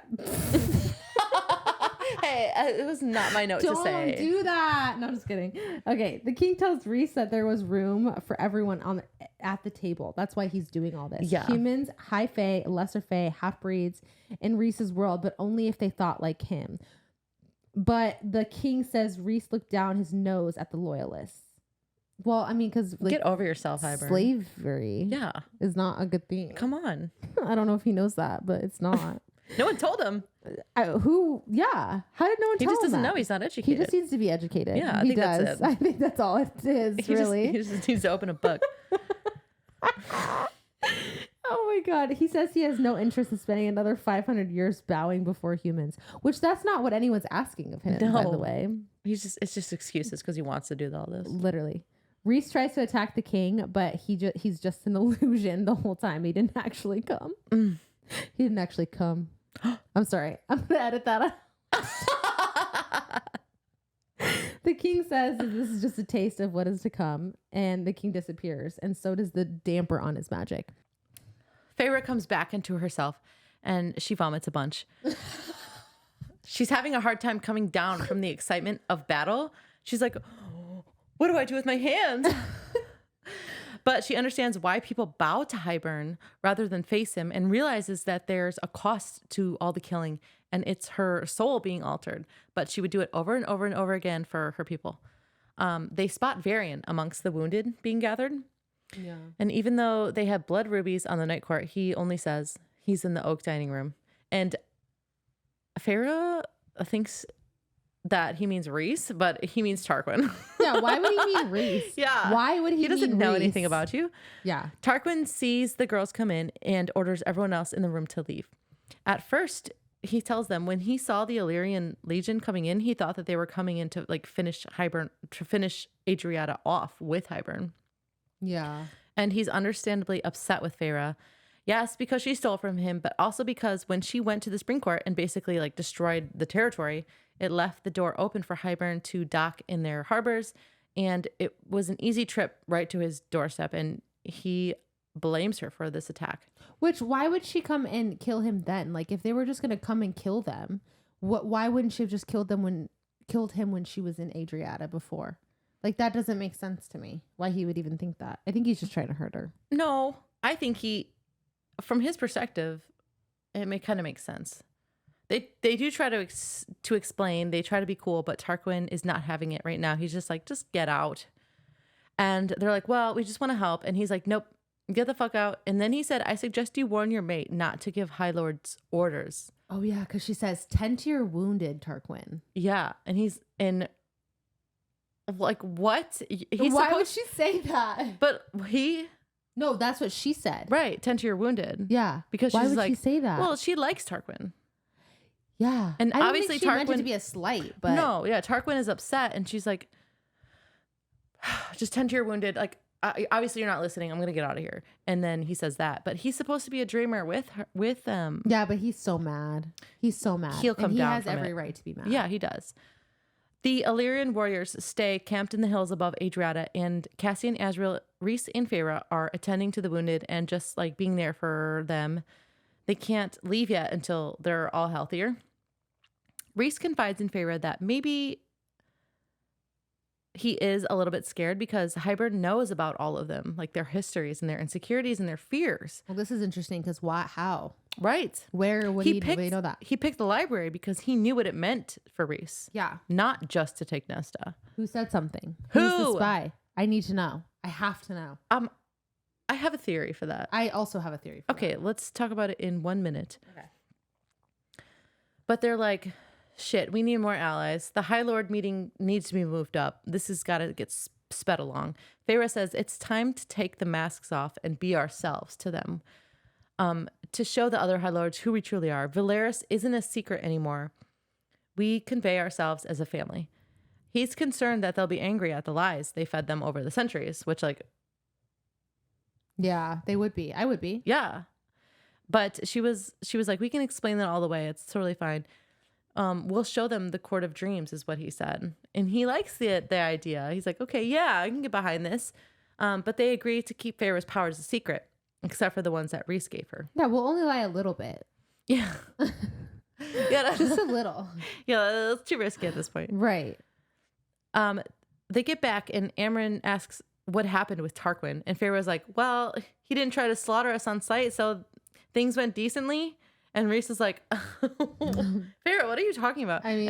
And then he says, the royal family remains alive and well. Tarquin's people suffered losses, but Cressida and Varian are unharmed. And Amren's shoulders slump. She's relieved, which is because that's the answer that she wanted. Yeah. Yeah. Oh God. Nesta just asks for Cassian by name, and I think it's the first time she does. She's like, what about Cassian? And Moira's like, he's busy. Wait, did you mention how they fuck in the tent? No, because people those are sex scenes dying are around boring. They're so inconsiderate. It's kind of not boring though, how they're literally banging in a tent while there's sick and dying people all around them. Yeah, and it okay, so Feyre is Rhys is upset because they need more allies. They're like going to lose this war. Something needs to change. And then she like feels like she needs to comfort him by giving him a BJ. By giving him a sloppy toppy. Yeah. And his like moans are drowning out the. They shield their tent. That's so bad. But she says like his moans are drowning out the like moans of the sick and dying. Did you say that? Yeah, and it's crazy. It's crazy. It's crazy. I blocked that out. Anyways, Nesta asks for Cassian by name. Good for her. Moore's like, he's busy, and she's irritated. Then she says, when he gets back, keep your forked tongue behind your teeth. Rhys sends Moore away with the text to figure out the High Lord meeting once for all, like get it done. And then Nesta and Amren get back to working, and Amren tries to basically comfort Nesta by saying, like, Cassian goes to war all the time, like, this ain't shit, he'll be fine. He's probably just, like, confiding in the families of their fallen. Yeah. Nesta's like, oh, I don't even care. She's like, fuck it. I didn't even say anything. It's like, whatever. As Feyre and Rhys are leaving, Feyre is like, take me to the prison. Okay, wait, I want to talk about our theory for how Hybern knows, like, everything about them. Yeah. Why do you think? I think they knew where Nesta was because like calls to like, and Nesta has a bunch of the cauldron. Fair. So you don't think it was actually a personal attack on Rhys? You think it was strictly because they knew where Nesta was? Maybe it was a double whammy. But how would they have known that it was personal to him? Right. I think. So I mean, this like the priestesses and their traumas go back years and years. But they would still have to.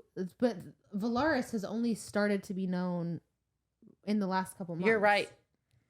So that would have been a secret for years and years. Right. And Valaris is just being known in the last year. Listen, I have more to this theory, and this is only the beginning of it. I'm not going to go into all the details, but I think Elaine.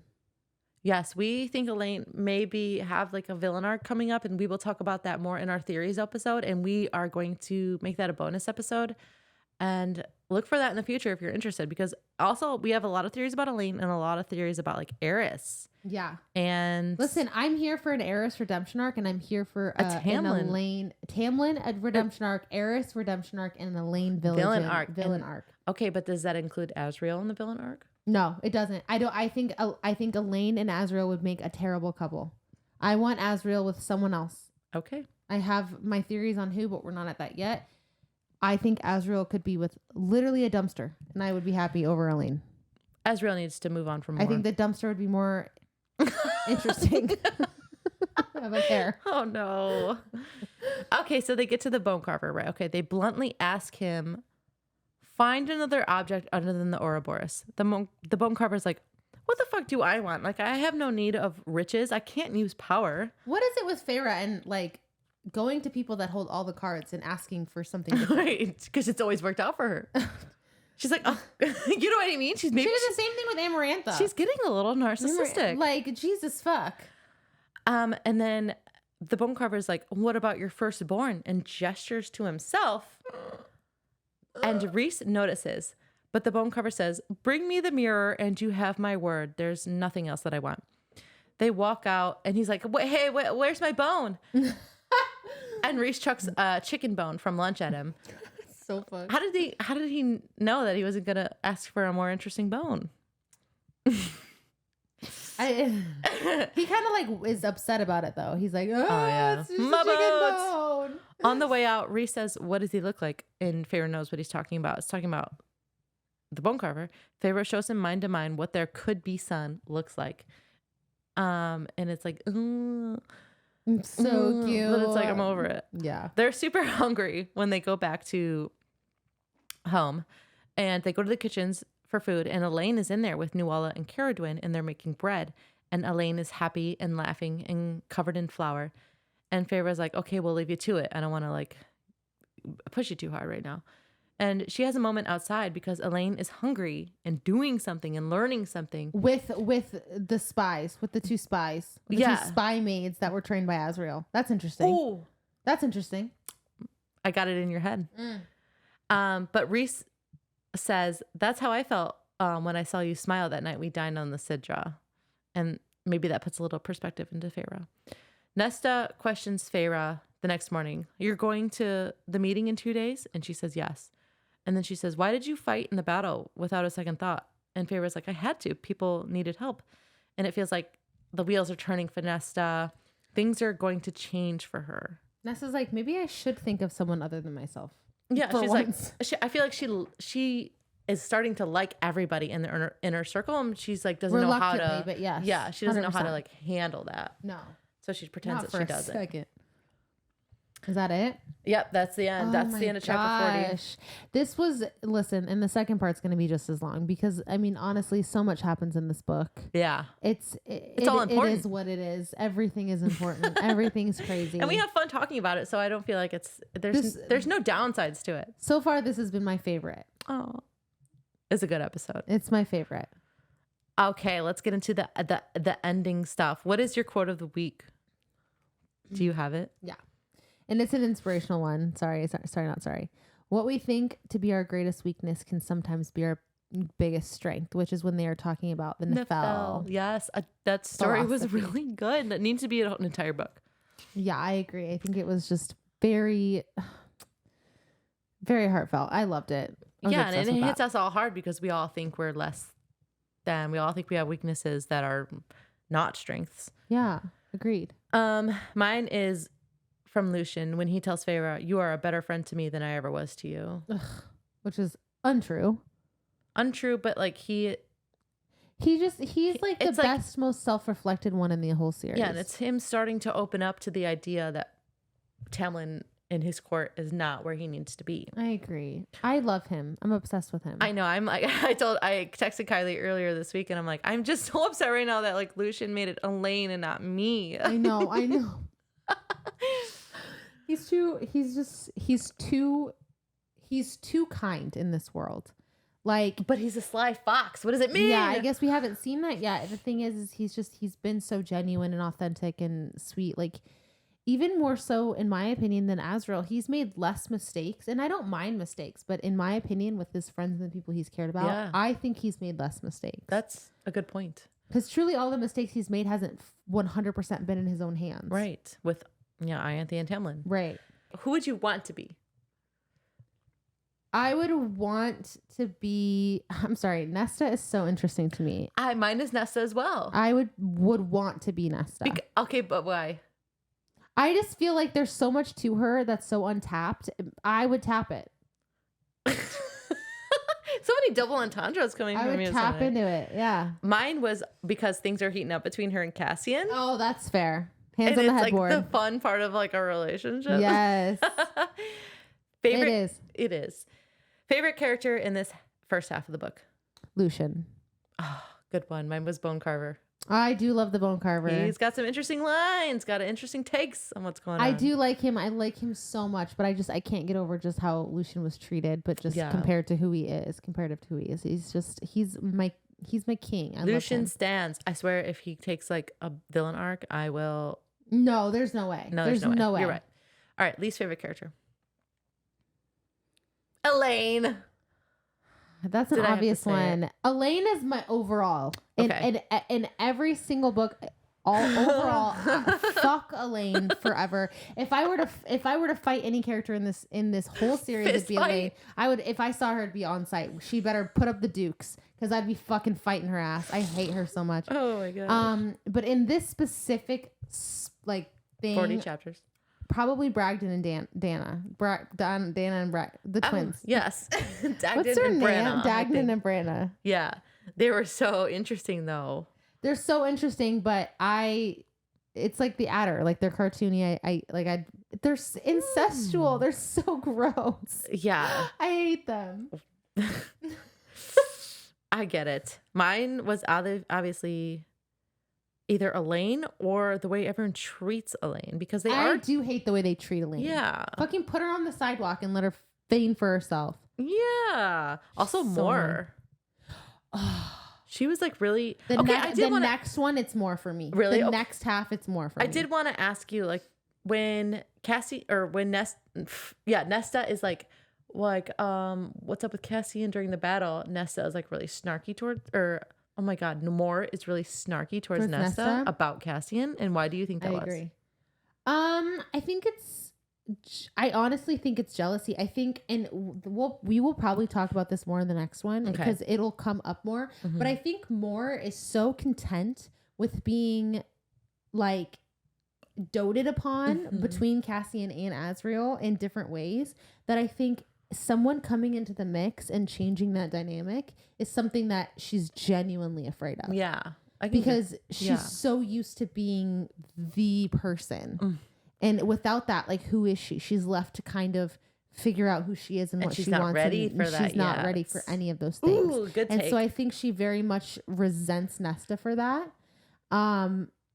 And yeah, maybe I will change mine though, because I really hate Reese. And right now, specifically because of what happened at that meeting with Kier, I'm so frustrated with him about that. Yeah, I honestly dislike so many people in this. It's actually kind of crazy. Yeah, they're really going downhill right now. Yeah, it's war, you know. This is war.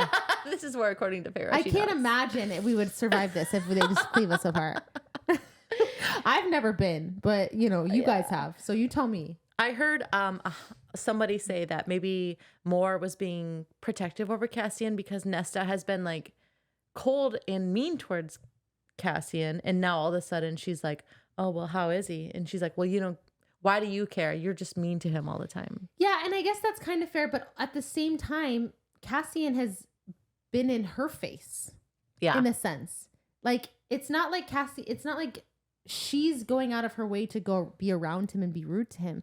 Cassian has been going to her. Because he can't stay away. Because he can't. Good point. It's like, that's not even valid in my opinion. Yeah. And also the way the Inner Circle is treating Nessa and Elaine both after they were both made by the Cauldron, violated and humiliated by Hybern. Like, they're not giving them any like time to figure it out. So yeah, that's my biggest gripe. And it's going to be specifically later on. But yes, I agree. I think that they have been alive for 500 years and they have had 500 years to work through emotions, right, to work through traumas. And let's be clear, none of them have worked through their trauma. I mean, not one of them has worked through their trauma. And even after 500 years. They gave Feyre more time.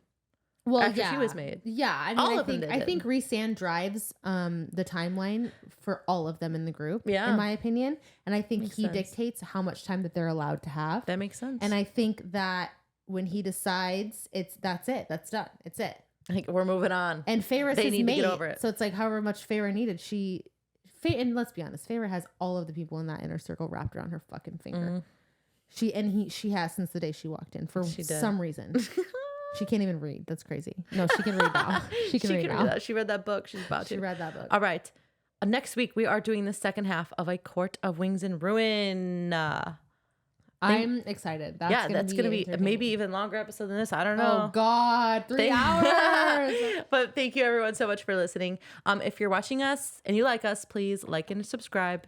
If you're listening, please rate and review 5 stars on Apple Podcasts. It really helps us. If you have anything to suggest or anything like that, you want to email us, ask us questions, send us book suggestions, feedback. I do have a couple of things that I want to see. Fan art. I want to see the twins.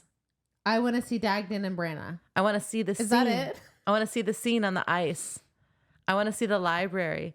And I want to see like Rhys and Hybern's little face off on the ship. I want to see Lucien and Feyre like huddled in a cave. No, in Lucian's room. Ooh, he's like trying to pull on pants and he doesn't have a shirt on. Yeah, it's so sexy. I want to see it. Yeah, I did actually write that up. I did write that down. And then maybe a little bit about Amran before she went into the rib. And then maybe a little bit about the Bone Carver Striga and their older brother growing up together. Like, what is up with that relationship? I want to know about it. I want to know about that relationship. Yeah, send it all in. Well, Send it all in. Yes, thank you so much. And email it to litlibationspodcast@gmail.com. Yes, and we will link that in the show notes. And should we come up with a little like catchphrase like as a goodbye? Sure. Like vulgar gesture. Okay. No, I don't know. Should we do like sayings from Sarah? Yeah. Well, I was gonna say like stay lit, itty bitty, litty libbies. Stay lit, itty bitty, litty libbies. Stay lit, itty bitty, libby. That's too much. That's too much of a tongue twister. We'll shop it. All right, everyone. Stay lit. Yeah, stay lit. We'll catch you next time. Bye. Bye.